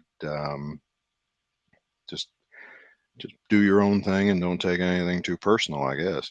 Um, which I kind of do anyway. I kind of float along doing my own thing. Um, so yeah, I don't know. It's an interesting question. I'd have to think about it. yeah. I mean, yeah. I guess I'll throw that out to the chat as well. I mean, what are three things you would tell your younger self about, you know, about living in today's world versus when you were growing up? What would be the three things you would tell them to watch out for? Yeah, I Um, would think don't get caught up in sensationalism would be a big one. you know, Um, our journalism really went to hell, didn't it? it did. It's sad, and I mean, we said everything is clickbait. And to me, and I'm just talking about things that ought to be the duty of a responsible journalist to inform the public about. Now, instead of headlines that say, spinach in Illinois is under recall, that would at least tell me something. Now it's, if you have these two foods in your refrigerator, you will die. And they want you to click on it to see what it is and where it is. right. Um, it's all sensationalist clickbait. But at the same time, I have to laugh. Everybody talks about how we're being data mined and how Google's looking at everything we're doing and they track us daily and then they tailor the ads to us. I got news for them. I don't think I've bought a damn thing they show me an ad for, and I want somebody No, to tell Liberty Mutual that they can stick their emu up their ass. I'm not buying their insurance. I'm sick of seeing those commercials. right. Yeah, no, you're right. I mean, it's sort of weird. It is sort of weird. You know, you go to the search engine, you type in, you know, like John Carpenter scores, and Yeah, then within a two or three clicks on a website, you start seeing ads for it. there's banners all over for what you just typed in. Right. Yeah, It is sort of it is that is, you know, it's very persuasive, you know, and it's you know, and invasive at the same time. So yeah, yeah, it's weird, isn't it? yeah. Uh, And okay. that's a piece of advice that I've given my son along the way that I probably would tell my younger self. You're not anonymous online. No, No matter how anonymous you might think you are, watch what you do because it could come back and haunt you later. yeah, yeah, that's absolutely the case. There's no such thing as, well, I'll just erase my history. That's not how it works. It Yeah, may say erase, you know, you know, delete it, but believe me, unless you're taking your computer out there and smashing it to utterly, so you know, and even then it might not be enough. right. You're still going to be out there. You know, you could even sit there, you know. This is one thing I don't like either. I don't like if you post a picture on your page, right? Okay, that's for you. That's your picture. That's where it should stay, with it on your page. But unfortunately, and I may be a bit of a hypocrite for saying this, but you know, but I don't like the idea that you know, I only do because it's there. It's there. Um, but I don't like the idea if I decide to take down my Facebook page, I would want everything that I posted up there, I would want it to disappear with me. If I say Yeah. signed off, delete the account, that includes all my pictures. I don't want to come back there and find all my pictures or some quotes that I said or comments that I left or whatever. I don't want to see it still stuck out there flying around. There's a Mhm. reason why I said delete. There's a reason Right. why I'm hooked. There's all that, and it is invasive for that to get continue to do that. And I'm only saying that because I used your picture today. I not today, but when I promoted the Yeah. show, I took the nice picture from your Facebook page, and I said, because that's how I have to advertise the show, and I just took one little picture. I took a fun picture. Well, I do my very level-headed yeah. best, never to include a family or anything like that. You know where that picture was taken? I was gonna say a convention. No, that was actually taken when I met Mark for lunch, like a couple years ago or a Okay. year ago, at a place down in Tennessee called Monster Mash Burgers. And it was a monster themed burger joint. And they had pictures of Godzilla and King Kong and the creature from the Black Lagoon and stuff all over the walls. And the burgers were all named and themed after different monsters. That was a fun place. But yeah, you Speaking of, walked in and they had that Michael Myers cutout, so I got a picture next to it. okay, so I have a request. I've gotten some personal email on this. I gotten some, when they knew I was going to be doing this interview. I've gotten a lot of personal email, a lot of private messages and whatnot. They're asking me to ask you this. You, Cody, as leader of the Coast to Coast crew, right? Could you please ask Ben to take a picture of his kaiju eating pizza Around the dinner table, like around the table? Could you make that happen for us? I tell you what I'm seeing in my head. Maybe I can convince him. I Ben sitting in the middle in a Last Supper kind of setup. About six of them on each side of him. can. That'd be good. I swear to God, that's the only thing. Before I kick off this planet, that's the one thing I want to see more than anything else is Ben on Saturday night with pizza and the crew each having a slice of pizza around the dinner table. Okay, I would give up my eye teeth for that to see that. I'll see if I can coerce him. Hey, Uh, there he is. Yeah, he said yeah, he likes the Last Supper idea. We I we think, put a robe on you, Ben. It'll look great. yeah, yeah. Why not? He, Ben could be the Messiah. Why not? Um, let's see. I pay dead serious money to see Patrick eat his dirty New Jersey Devils hat. I would pay that too to watch you eat that Phillies cap myself. Or better yet, I pay good money to see Sean wear the 2009 World Series champion hat from the Yankees.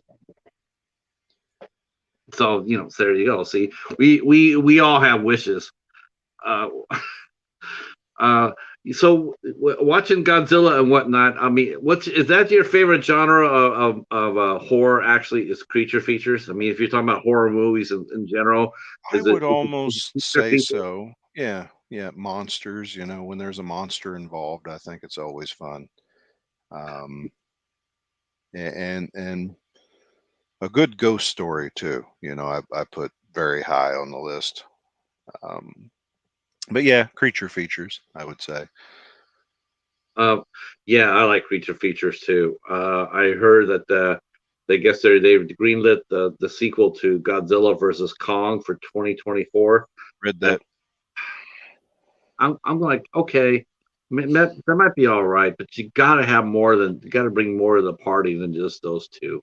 You Yeah, know, it's and I hope boring they as do. hell. And the one thing that um, I remember the reviews when Godzilla King of the Monsters come out, and a lot of those reviews was that there was too much monster, not enough human element. And I was like, you could give me a movie with nothing but the monsters, and that would be even better. Yeah, But that's what we're then, there. We're not there to watch the people. yeah, We're and there. and We're there to watch the kaiju kids. and and what do the humans in a Godzilla movie do? They shoot at him, it has no effect, and then they run and scream. You don't need them. No, but that's not the best part about watching Godzilla movies though when you were younger is like that every time the Godzilla or or whatever monster is, then you see all the Japanese models come on out and they always fly. They always flew the F-86, and uh, then you watch them today going like, if you would have had a stealth instead of an F-86, you probably would have you did might have better. got him. Yeah. Though Um, I will have to say the scene in Godzilla versus it might have been the second one, where they're flying. Then they had a squadron of fighters, and then Rodan's coming by to pick them off one by one. yeah, That was pretty that damn. was that was neat. That was cool. That was well done with great effects. Uh, yeah, really enjoyed that one. I was gonna say, growing up, Godzilla versus Megalon was the first VHS I can remember buying. Mom let me buy it at like the Five and Dime in town, Because was and that because you're a big Gigan fan, like I am? it was just there. I'd never seen it, and we had Godzilla versus Mothra and King Kong versus Godzilla, but those are the only two we had, and the rest of them I watched on like late night TV. When they would run them, and I'd record them, and um, so always enjoyed Godzilla growing up. And then I showed them to my kids. I showed them to my nephew, and um, it was funny. My nephew would go to town and play with his friends at school.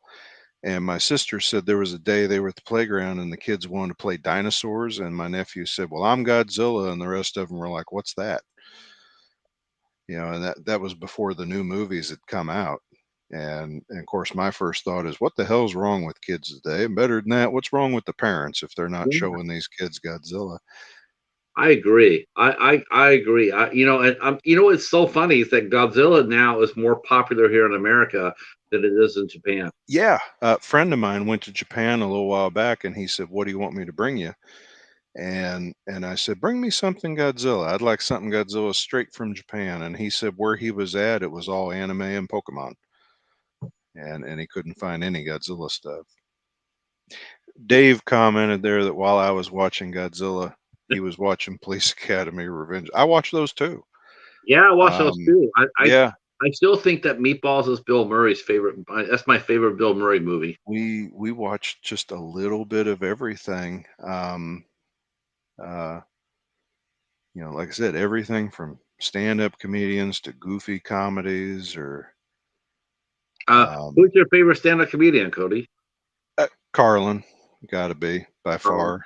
Yeah, just love him. he got some really funny. Maybe because his world is. I tell you one thing. This is a little alarming though. This is a little alarming. You watch now. You see comedians who are. They're supposed to be funny. That's what they do. They're both. They're social commentary, and they put a little spin on it. But it is a little disconcerting, a little disheartening, and more than a little alarming to see comedians being attacked today. It is. That's a really scary thing to me. It's like, you know, I don't like it. And I'll quote Carlin and then Lenny Bruce.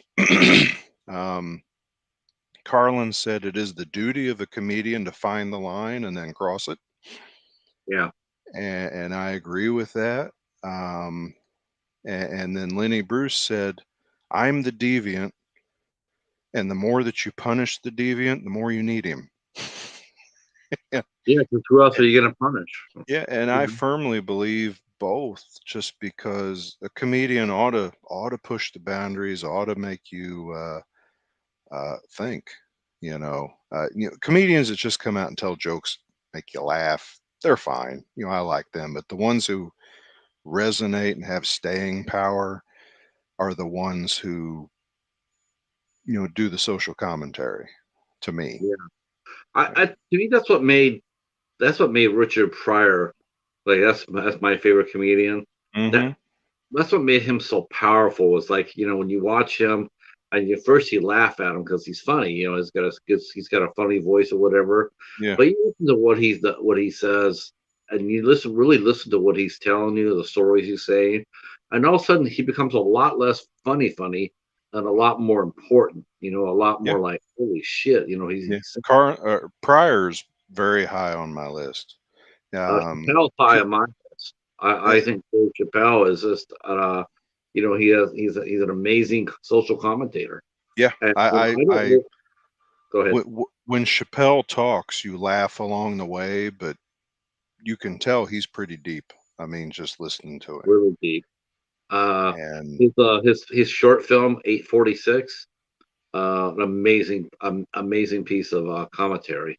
was that the one right after the George Floyd that he Yeah, did? Yeah, that was yeah. good. Um, and I don't know. I did love Carlin and Bill and Ted Monkey. Yeah. See. See. Talking about remakes. You said your most hated remake was Day of the Dead. Yeah. That was, Remakes are real. Are you have to be real careful about that. Like I know the Nightmare on Elm Street remake got a lot of heat, um, but I don't understand the heat when it comes down to Jackie Earl Haley. I think he was the best part of the movie, and yeah. he Well, blew. he was a victim of the movie around him, I think is the best way to describe that. Honest to God, if you would have put Jackie Earl Haley back when Nightmare on Elm Street was being made, you would be thinking about him a whole lot differently. Because when we think about Jason and Michael Myers, we think of them as like just or even like the Jigsaw Killer or whatever from Saw. Mhm. We take those guys seriously. Like when you see Michael coming down the alleyway, you're scared shitless. When you see Yeah. Jason and you're camping, you have a camping fire, you're trying to you're gonna try to escape. Freddy by the end of it, we were all laughing at him. Yeah. And yet, if you think about his backstory, it's the worst of all. He was a child molester, a child killer, and Right. yet by the end of the series, we're all laughing because Freddy's so funny. Yeah. Because he's Not got all the one-liners. Right. right. Yeah. And that's what really hurt that series for me. That's what I'm not that big of a fan past maybe like the first three or four of Nightmare on Elm Street. But I'm not a fan of them all because Excuse me. I don't like to see Freddy as a one-liner. But boy, Jackie Earl Haley, you put him if you recasted him as he is now, back and then, it'd be a whole different animal. That Nightmare on Elm Street would be a true horror franchise, more than a horror comedy franchise. Um, so I don't blame him at all. I thought the Friday the 13th, the soft reboot, the 2009 one. I actually thought that was very effective. I need to go back and watch that one again because It's good. I fast forwarded through a lot of it. I pretty much watched the kills because I thought the characters were idiotic. Um, but I need to give it another try.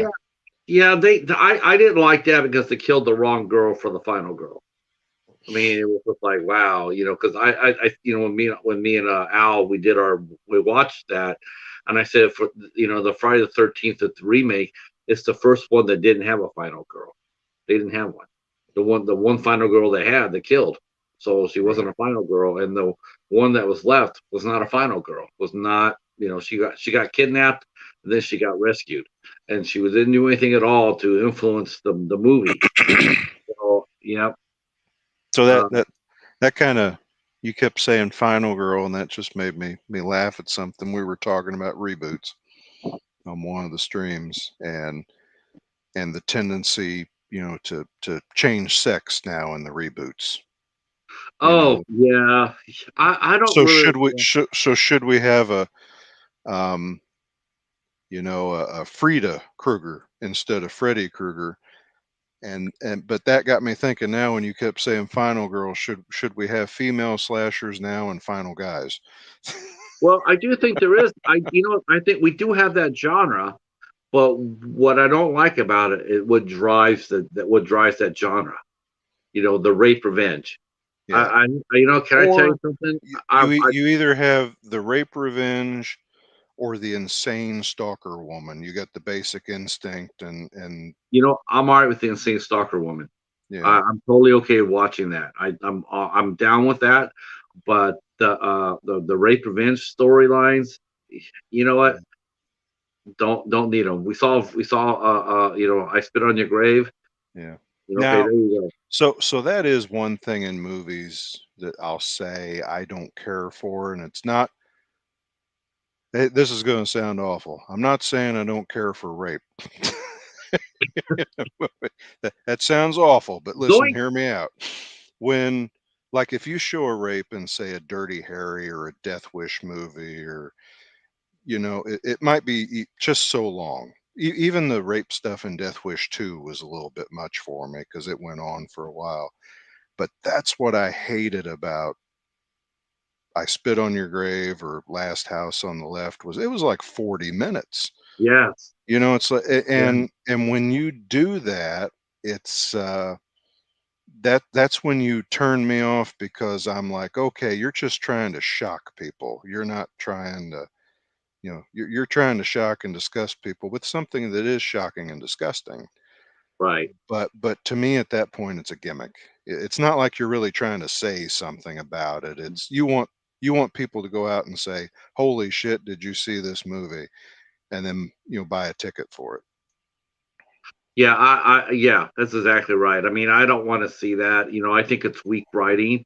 You're gonna have to you establish like we had a discussion with the director, and he had a rape revenge scene in his movie, and I asked him, I says, well, why? Why did you feel like you have to put that in there? You already created a great bad guy. We Hmm. all know that he's a bad guy. We can see that he's a bad guy. He's not a nice person. He's a killer. We established that. Why did you feel like you needed to throw a rape scene on there? It Yeah. seemed just like totally redundant and out of place, because Right. you know, he felt at the time, he says, well, he felt like he needed to get the character over more. And it's like, okay, I saw sort of both ways, because he's trying to make his movie go. He's trying to make sure he establishes everything that he wants to establish. But I'm just sort of surprised by the end of and when he goes back to watches what he did, that he didn't see that. Like, okay, wow, okay, I sort of overkilled it on this scene. I need to go ahead and cut that back. Right. Because it's like it's almost like he had to me. I sort of thought, well, didn't you have confidence in what you were writing? And creating when you created your bad guy, your writing brought him to life. You don't need this. Like, look at it. Like, he's a bad guy. I mean, he's a really bad guy. No, you didn't need to do that because you already did that in the first act. You showed who he was. Uh, you didn't need to go any further than that. So it's a hard thing. It's because I guess that's what it is now with horror. Is like like what can we do to shock the audience? Yeah. What can we because everybody's been like people who watch horror all the time. They're jaded. I mean, they are. You've seen if you like I know a lot of people. It's all they do is just watch horror. Yeah. And it's like I And always like when Mark Horror, he says that's all he ever watches, and I always look at him and I'm like, well, if you don't watch anything else, don't you just become insensitive to it? You become desensitized. There's nothing there that's really going to grab you. It's and not gonna- and I was going to say too, when I talk about people trying to shock the audience for the sake of shocking them, I do feel like I'm talking out of my ass a little bit on that, because I like The Thing and Day of the Dead and the gory stuff too. But I never really saw that as shocking. Well, though, think about it though. But look at the thing. I mean, look at if you go back, and that's what makes the thing so great. Mhm. And the fact of the matter is that they told a story. Yeah. They've shown. There was not. It isn't just like let's go to the kitchen. Okay, let's have a death scene here. Let's go to the living room, have a death scene here. Like the guys from the Friday the 13th movies, they're sitting there going like, well, yeah, I made the movie, and then the studio would come back there and say, yeah, but you need to add like another 5 or 6 kills. Right. He's like, well, why? Why do I need to do that? I mean, I've already established it. Already established it. We don't need to. How many kills do you want them to see? We Night don't. Ups. More is not always better. Yeah. And I mean, look at Halloween. Yeah, There's 5 kills in Halloween. yeah. There's the 3 kids across the street. There's Judith Myers at the beginning, and then there's the mechanic that loses his coveralls that no one ever remembers, laying in the weeds. Right. and we didn't even see that one. We saw the other kills. So yeah, only 5 kills. We only saw 4 of them, and it's still a It's an okay a movie. renowned horror movie. So I mean, the second one, I thought he definitely wrapped it up. I mean, they amped it up for the second one, and you watch the featurette on it. He was pretty much told to keep pace with Friday the 13th and the others that were coming out. That's what the studio wanted, and I love part 2. I always did. yeah, me Um, too. That's, it made me scared of hospitals as a kid because yeah, I knew yeah. Michael was around the next corner.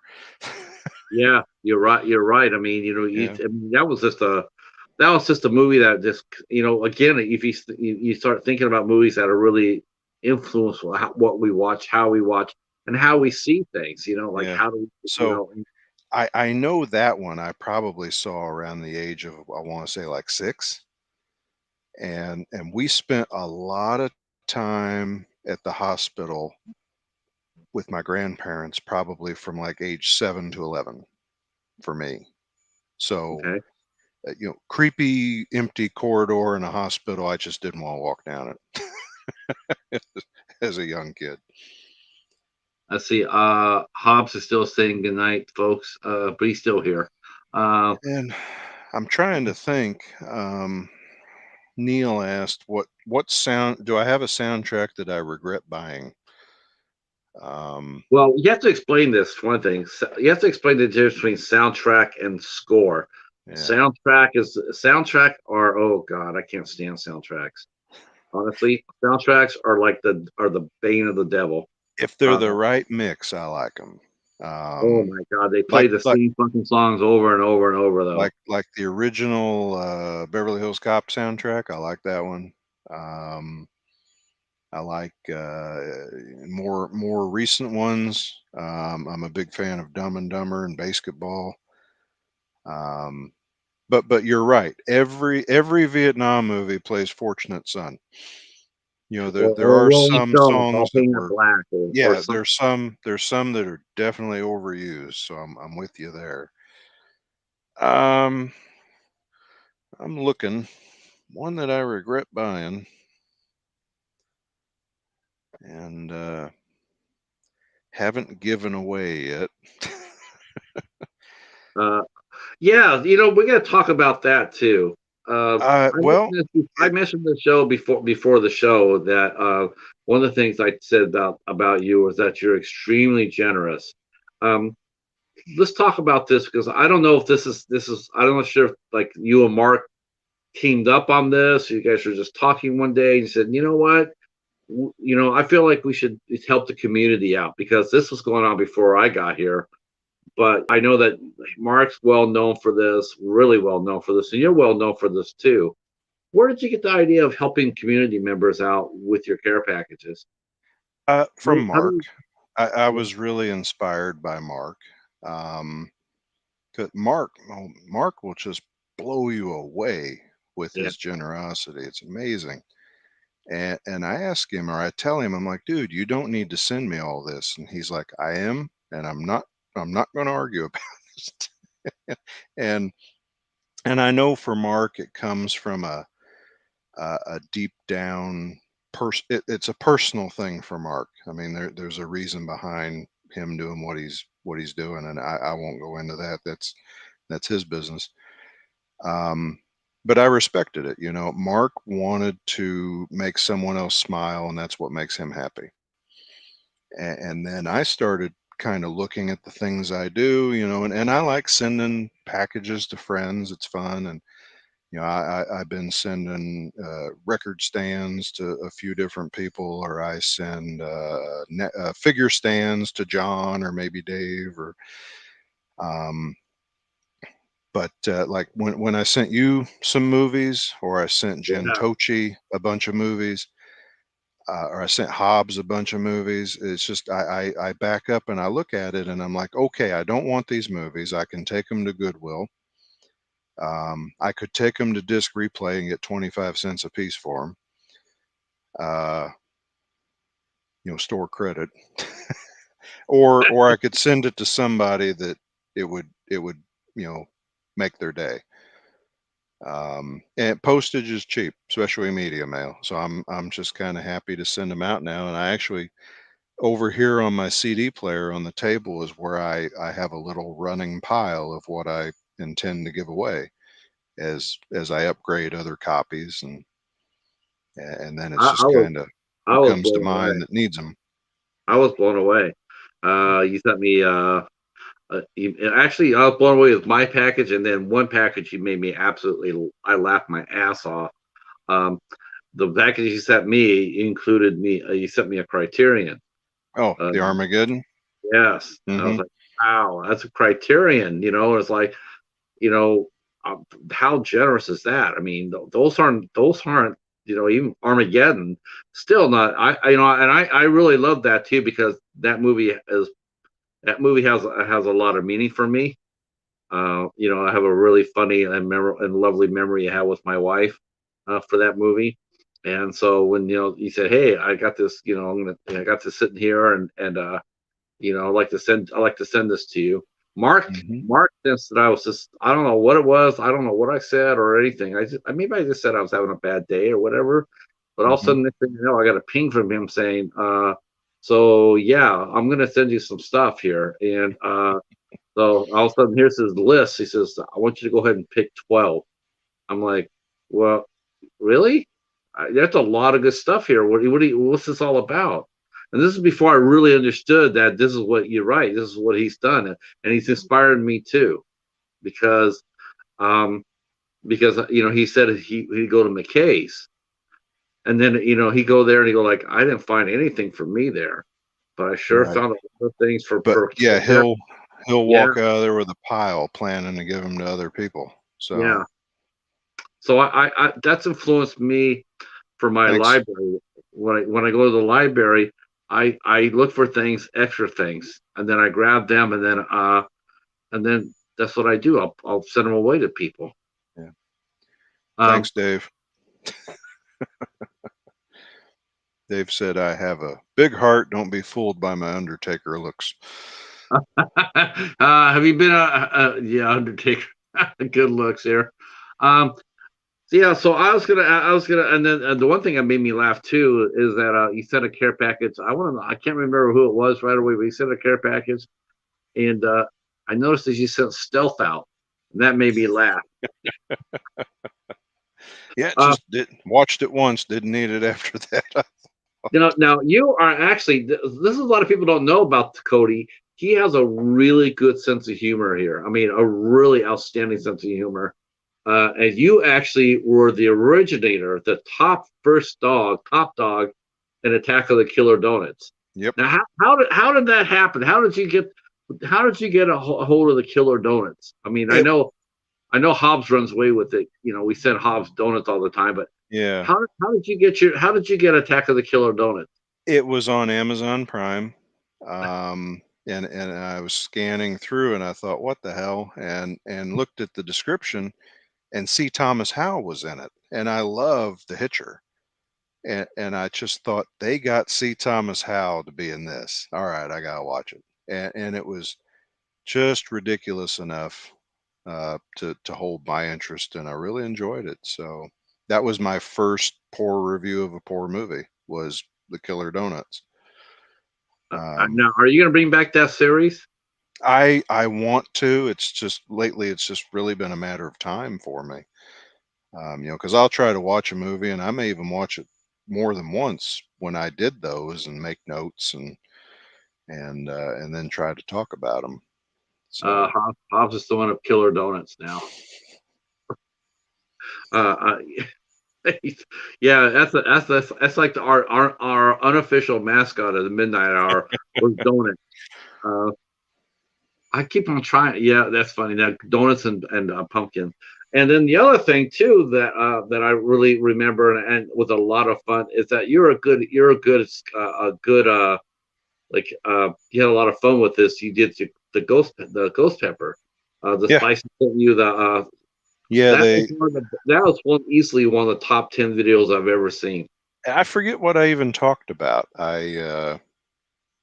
I got the sauce from them, and I thought, well, they sent me the sauce. I need to do it on camera for everybody.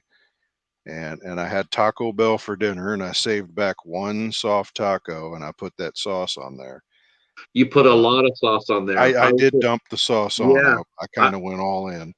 I thought, okay, he's gonna put a couple of drops on there, and that'll be it. He'll do it. And No, then I he kept would. on doing it. And my face went from being, I mean, I was going from laughing to like, oh shit, and no, stop, stop, I stop.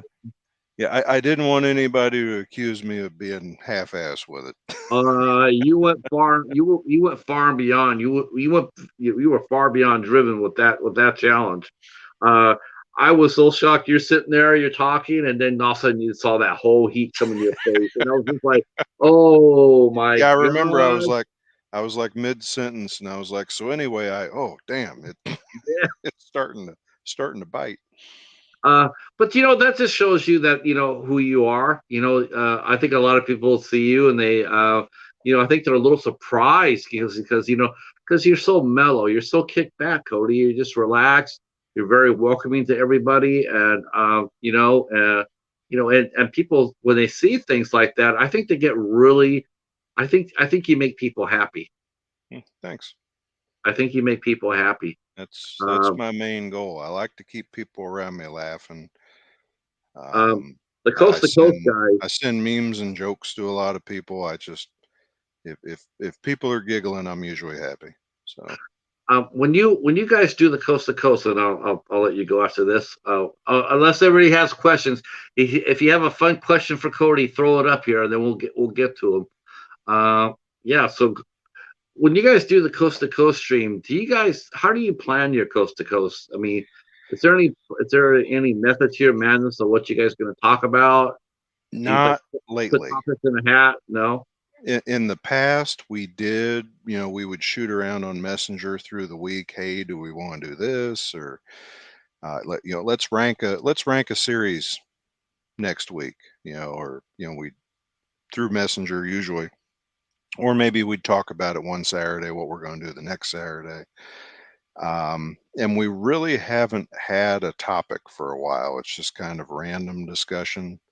Um, and I would like for us to you know, rate another series or something sometime Um, soon, or maybe even do a watch party again. I think one night we watched Trick or Treat together, like around Halloween was about the last time we did something like that. right. Um, but yeah, it's been very loose and very unorganized for a Yeah, while. I do you think it's fair to say that now that because you're one of the older, you've had one of the oldest talk shows, or streams. Do you feel like that's people have gotten away again? Watching viewership on YouTube has changed. And now people really want to be involved with whatever is going on in a stream, and Hmm. I think that sometimes when people just talk without like you and I are just talking one on one. I'm letting the chat take care of itself pretty much tonight because Yeah. I'm watching. I can tell that because it's flying, so they don't need me to entertain them, which is really good because I'm very happy about that because that enables me to because I really wanted to do this for a long time with you to sit and talk. Um, but do you feel like the viewership has changed in the fact that people really want to feel more involved with what you do? When they turn to the coast to coast stream, they want to be a part of the action, Right. and And when you come up with topics, they seem to be more reactive to that more than so, when you well, go ahead. I think on Coast to Coast, we do a real good job of talking to the chat and reading what they're saying as we go and addressing them and including them. But definitely, if you have a topic, and people can come into the video having an idea what they're getting. If you look back through my history, I think my most watched stream is the one for the anniversary of Aliens. Yes. And I think people click on it because, hey, I like aliens. Hey, this I know what the topic is going to be. And everything for months and months now has just been a random horror picture with coast to coast horror on it for my thumbnail. And not only that, I know it's been several months, 3 or 4 months since we've done it consistently, because it all, for me, it all seemed to start from spring break. Like there was spring break, there was 2 Saturdays in a row I wasn't available, so Ben hosted, and then uh, just things kept coming up, and we either didn't do the show reliably and weekly, or we didn't do the full 4 hours, because we typically go 4 hours, like 9 to 1. And I see that reflected in my watch time. My watch time has dropped from a year ago a little bit, when I look at my metrics. Uh, It's more important to you gotta have topics. I mean, you feel like that's what people need that's what they expecting from you, or well, I at least think it helps them know what they're going to get coming in. It may get newcomers to come in. I think people who are used to the show know what they're going to get out of us. you know, right. Ben's going to order his pizza. Me and Dave are going to talk about what records we got. Um, and we do have a really solid, kind of loyal group of folks that come in every Saturday night and chat and keep it up, and I love that. I enjoy that. But I do want to try to have some more topics for us, and I'll probably just talk to the gang about, what can we rank next, what can we do. I know Dave's working on doing another trivia night here soon. Okay, all right. um and we've done trivia a couple times on Coast to Coast here and there, and like maybe I gave away a digital code, or something like that. So that's always fun. Yeah, But the horror questions are a lot of fun.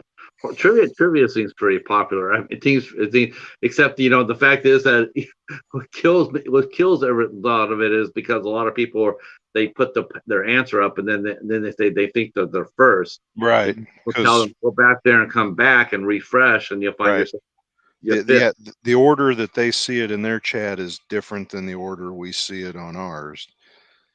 Hey, Seth. um Seth Hellbound is here.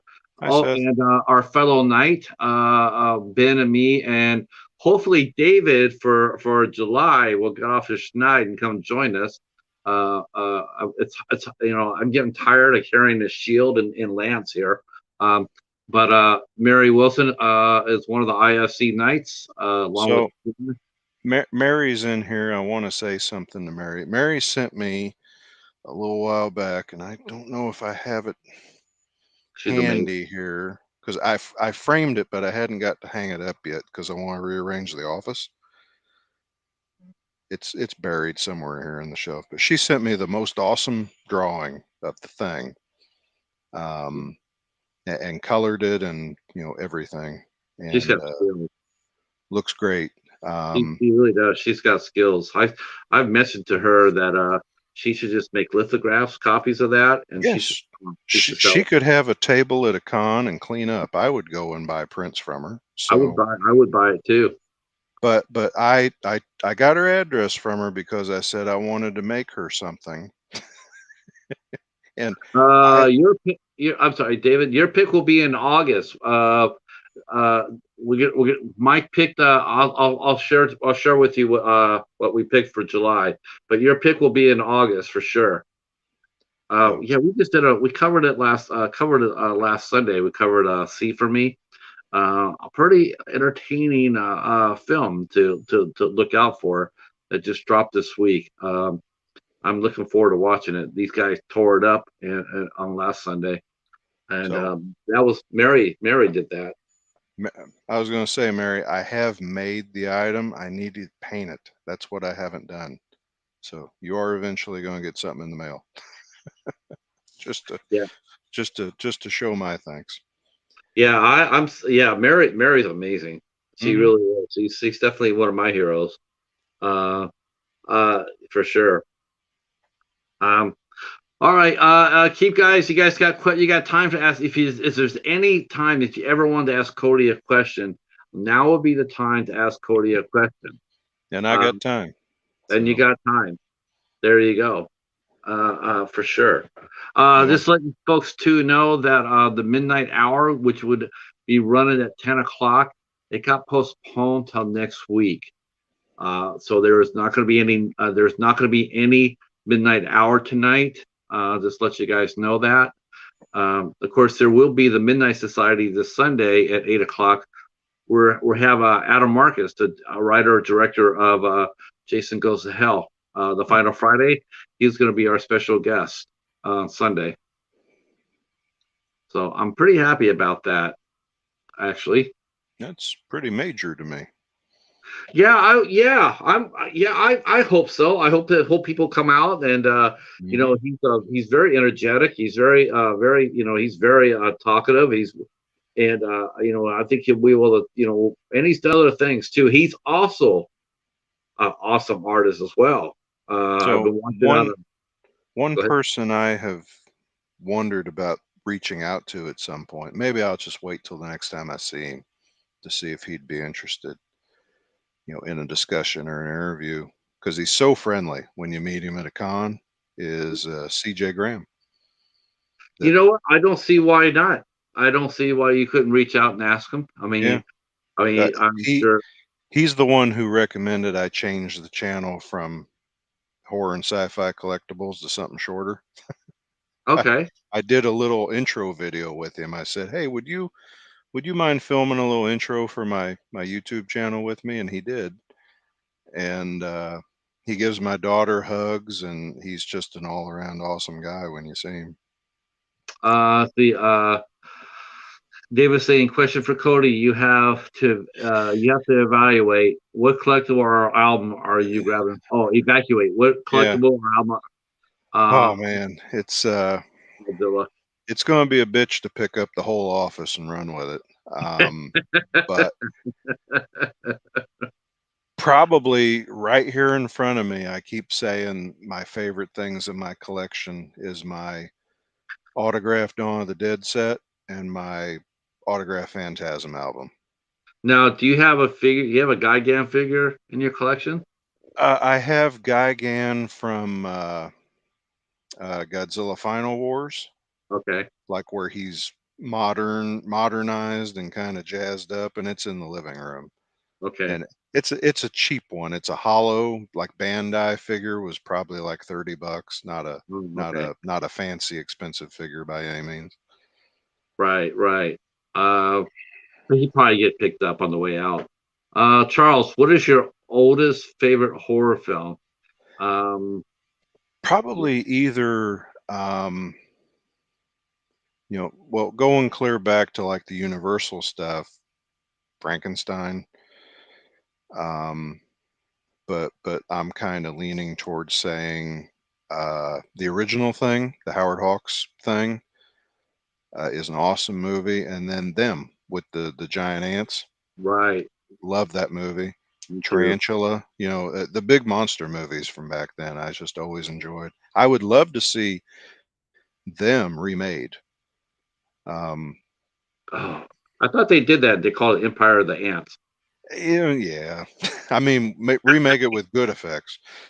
But But I had Joan Collins in it. Empire of the Ants is a fun movie, though, I think. Yeah, Uh, it's definitely fun. well, I mean, Neil, if I could get Dawn of the Dead, Phantasm, and They Live all in one swipe, all three would go. But I'm thinking like one item in each hand. It'd be those two. let's see. Other than yourself, who is your favorite co-host of the Coast to Coast show? That comes from Craig. I kind of figured Dave would ask that one. I love all the guys. And really for quite a while now, I've missed Mark and John. Yeah, yeah. Because It they just seems haven't. like we don't see them anymore, do we? John works Saturday nights, so he's kind of hosed there, and then Mark has just been busy with family stuff and work. Mark has been working Saturdays and weekends, so by the time the show's on, I think he's already asleep if he's not doing something with family.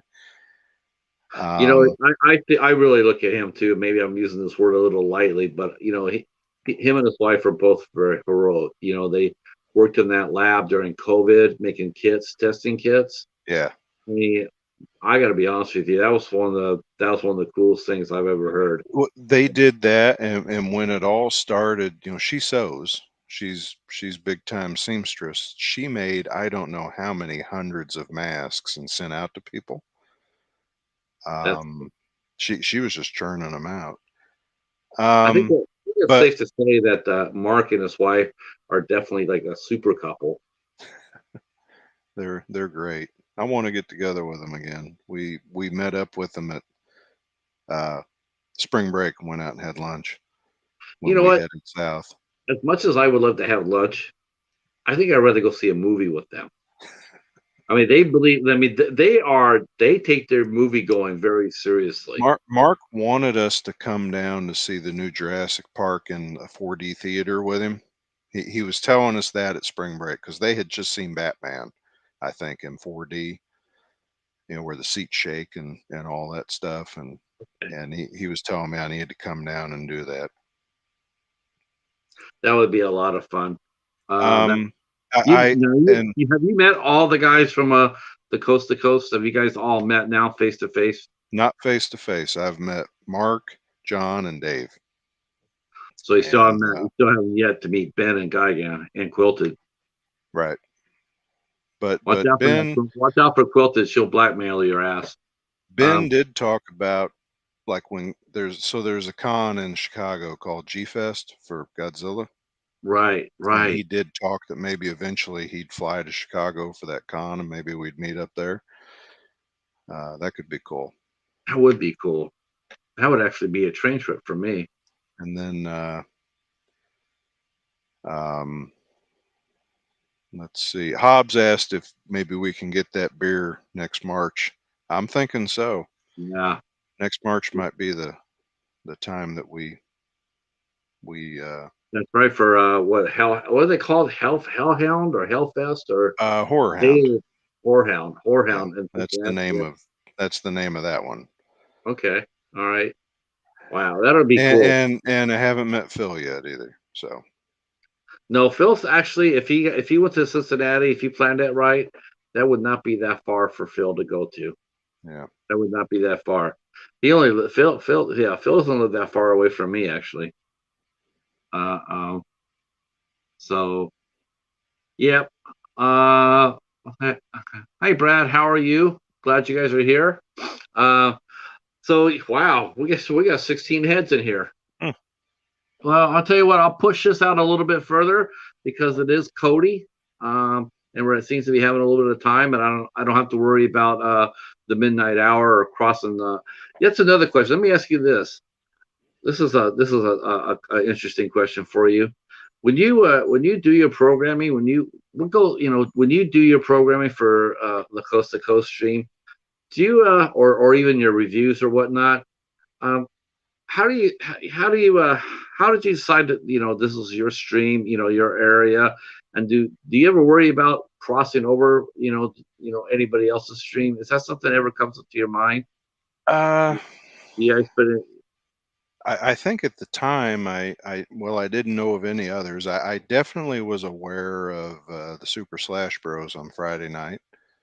So when we started streaming, I knew it couldn't be Friday night, because they were on. And I don't really know how we landed at 9 o'clock. I think, uh, yeah, I just dumb luck, I guess, that it boy, worked out.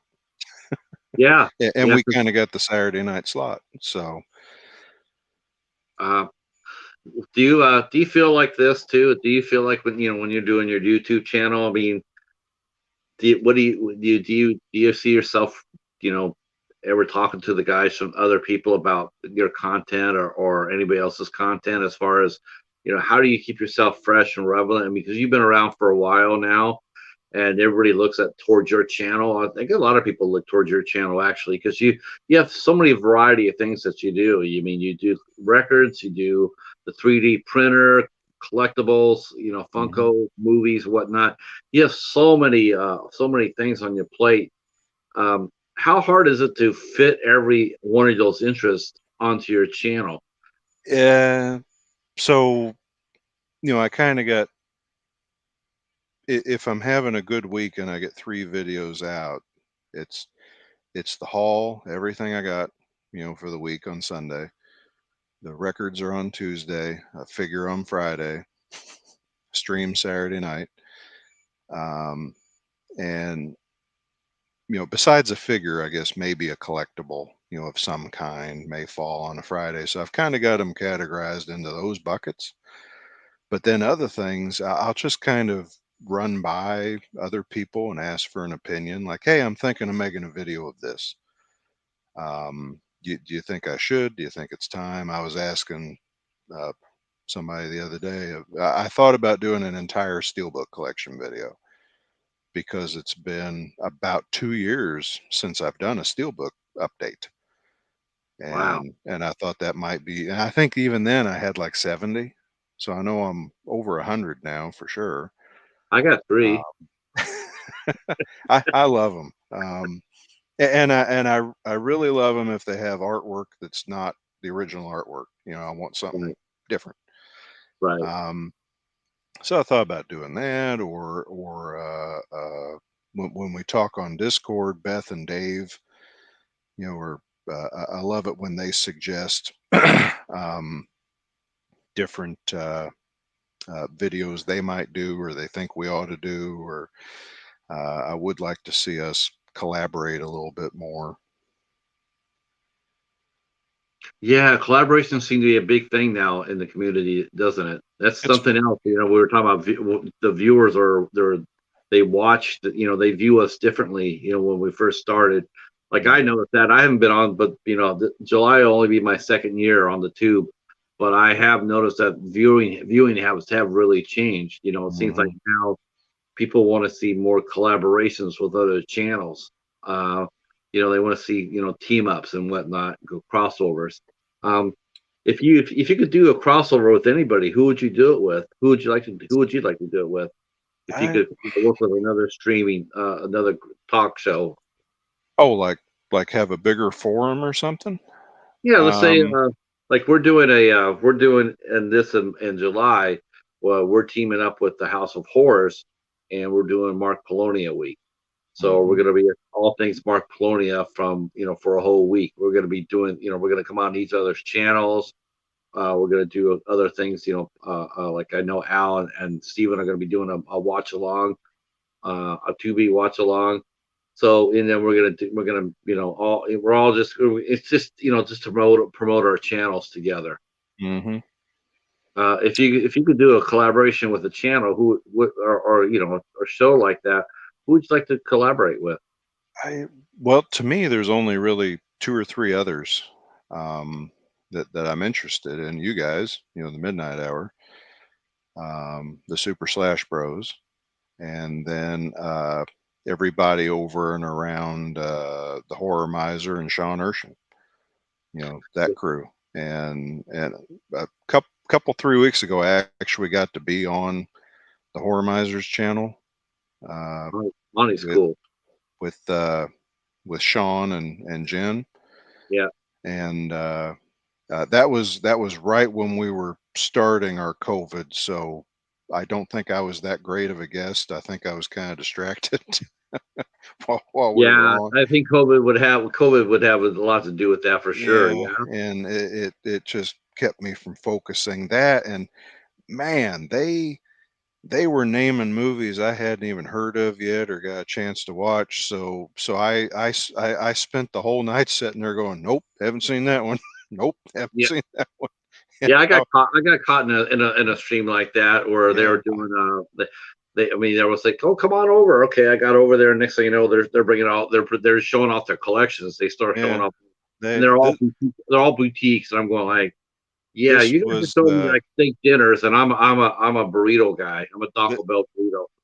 this was, Sean Urshan invited me on, and the topic was, the best movies so far in 2022. And I get there, and Monty had a bunch, Sean had a bunch, Jen and Christian had a bunch, and I think we established that I haven't watched shit in 2022. I haven't At either. least That's compared to them. that's funny because I do my best of movie, like everybody has their final year end list of Hmm. what they watched, right? Mine is literally my year end is literally what I watched. Doesn't matter what year it is, it all matters how I feel about it. So if I watched a Universal monster movie from 1934 and I really loved it, I could sit there and say this is my number 3 movie of the year that I watched. It's my 3rd favorite movie of the year. And that was the way I answered some of the questions. It's like, well, I can tell you the most recent thing I watched. I think it actually came out last year or the year before, but I just watched it 3 months ago because I'm so far behind. Oh yeah, I'm way, Um, John Horton asked what my holy grail collectible was and if I had it yet. So I think I've got 3 answers for that. Um, One was, and I can't really turn the camera to see it, but I did a video a little while back, and again, blown away by the generosity of another YouTuber, Instagrammer, but Anthony over at Send More Paramedics okay. sent me the NECA set of The Night He Came Home. Donald Pleasance figure, Michael Myers figure, Wow. the steps and the posts from the front of the Myers house. It was an awesome set. Came out in the early 2000s. I didn't buy it. Then it was like, if you found it at a con still in the box, it was like $300. That, If you found it used, it was 175. He had one, he sent it to me. That just blew me away. That was my grail for a long time. Something I have always wanted that I don't think was ever made, and now it is being made, and I do have it on pre-order, is a Man with No Name figure. They're doing a Clint Eastwood figure, 12-inch, of him in the poncho. And I have it on order. I should have it, I hope, by the end of the year. It's supposed to come out in between October and December. nice. But the one set that I would call my grail now, and they're out there, they're on eBay, they're just expensive, Yeah. Yeah. um, is Hot Toys, from them, and it was a 2-pack, 12-inch figures of Alex Murphy and a battle damaged RoboCop, and they look incredible. They look like you took Peter Weller and just shrunk him to 12 inches. It just looks that good in the face, and they're $800 or $900 on eBay, and that's just way out of my price range. Um, I'm one of them guys that say I need to win the lottery, but I never play. Right. I, Right. I I just just saw. dream of what I do with the money. Yeah, I had somebody send me because I posted in my library hall, and I found 4 seasons of Columbo. So I got 4 seasons of Columbo, and people were saying they love the show. And this one of the guys that commented on my haul video, he said he had a collectible of Peter Falk. So I clicked on it. Oh my God, it's so cool. It's like Yeah, 6 inches. It looks like 6 inches. It looks just like him. It yeah. looks perfectly like So the Eastwood figure, um,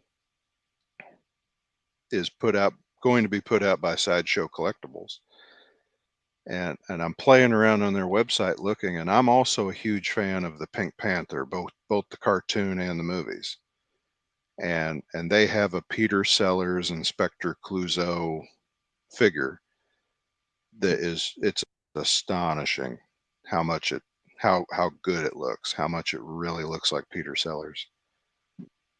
wow. You mentioned a movie earlier, and I want to come back to you and just get your opinion, and then I'll let you go. Uh, do you feel like do you think that a lot of our older horror franchises that we really love, like Phantasm, or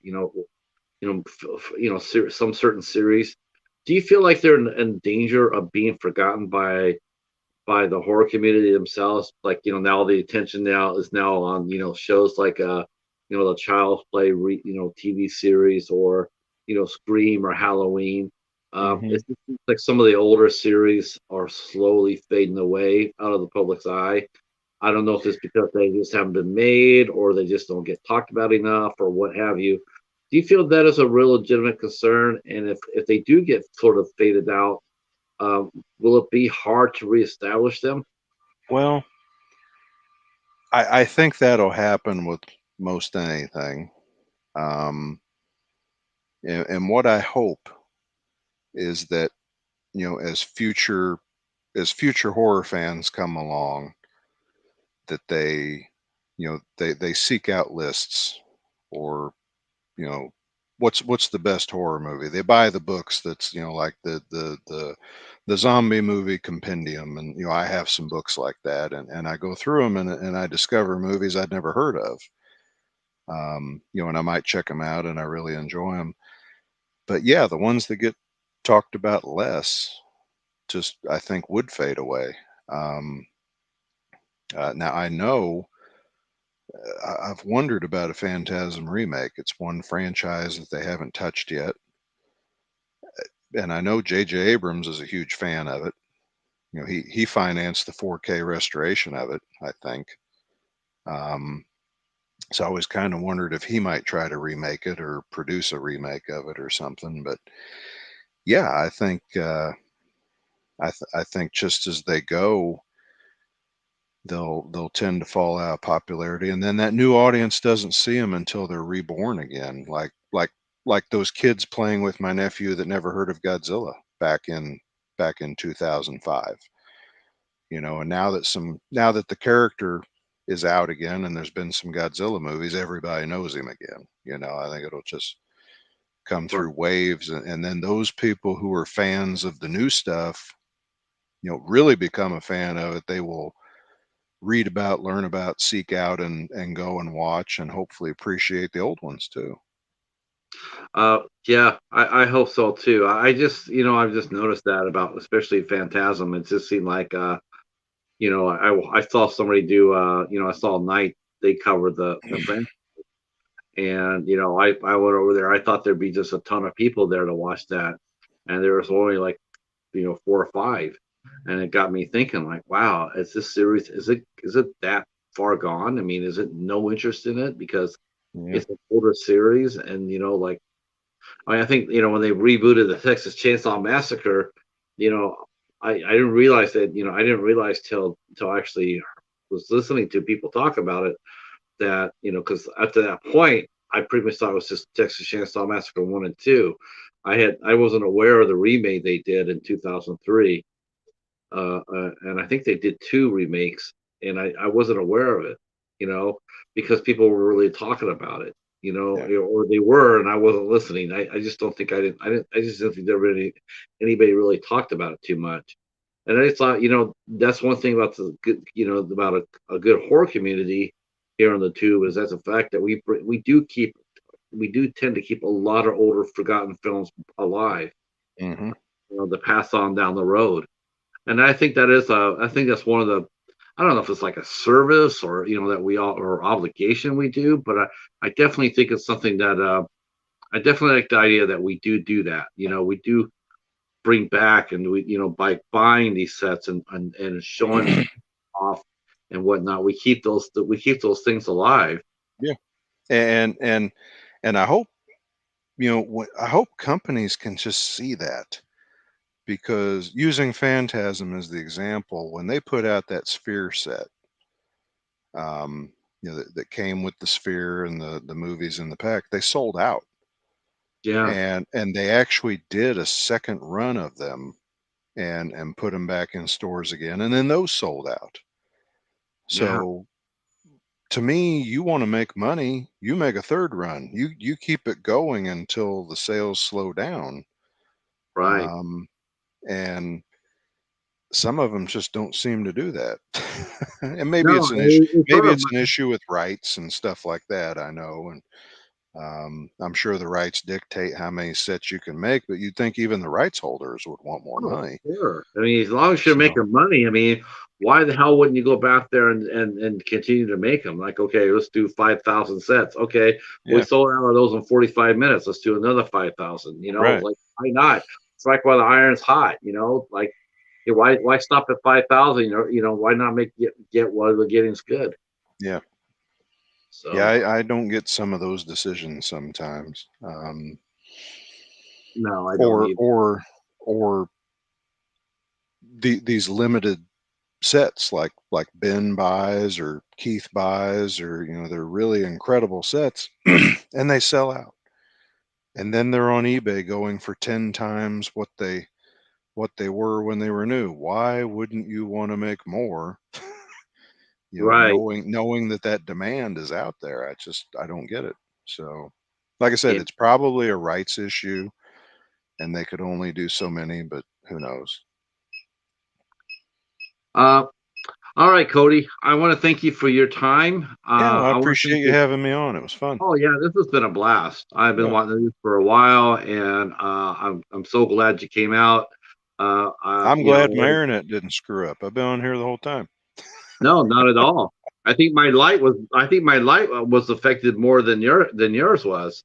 Yeah. I want to thank again the chat. You guys have been outstanding once again. I really appreciate it. You can see Cody's channel. You can also see him on the Coast to Coast live stream every night. I always call it a podcast because that's how I see it. The Coast to Coast podcast, 9 p.m. on Saturdays. Most of the time, like 90% of the time, you're on your channel. The other 10% on Ben's. Ben Most and of the David. time, sometimes Ben will do it. I think on an occasion or two, Dave has picked it up. But Yeah, it's one of us. So if you haven't subscribed to me and you do, I'd also go hit up Dave and Ben. That way, you don't miss one if you're that's interested. right. And real quick before I let you guys go, I'll let you know what's going on the channel next week. Let's see. This we kick off July on the 3rd on the Midnight Society. We have Adam Marcus, the writer director of Jason Goes to Hell, the final Friday. That'll be at 8 o'clock. At 10 p.m. after we're done, we're all going to go over to Glory B Movies house and party over there. Gory B movie, she moved her stream from Saturdays to Sundays. And so we're doing the Midnight Society from 8 to 10. And then she's coming on from 10 to 12, 10 to 12, 10 to 12 or 12 to 1 a.m. She's on the Pacific Coast. Great show, great lady. So that she comes on after us. On the 5th of July, we have film director Josh Graves will be here with us talking about The House That Ate Flesh. Okay. On the 9th, on the 6th of July, we have actress model Ruby Lott will be with us. She is actually from Australia. So she's from Craig's part of the world. She'll be with us on the 6th at 8 p.m. And then on the 7th of July, we have Travis and Madison White. They're a husband and wife team that run Wet Dinner Productions, and they'll be with us at 8 o'clock on the 7th. So we have a lot of action and adventure here on the channel. Of course, we got Dollar Tree Theater here, and we got, yeah, guess what I covered for my Dollar Tree Theater this week? What's that? Celine Dion.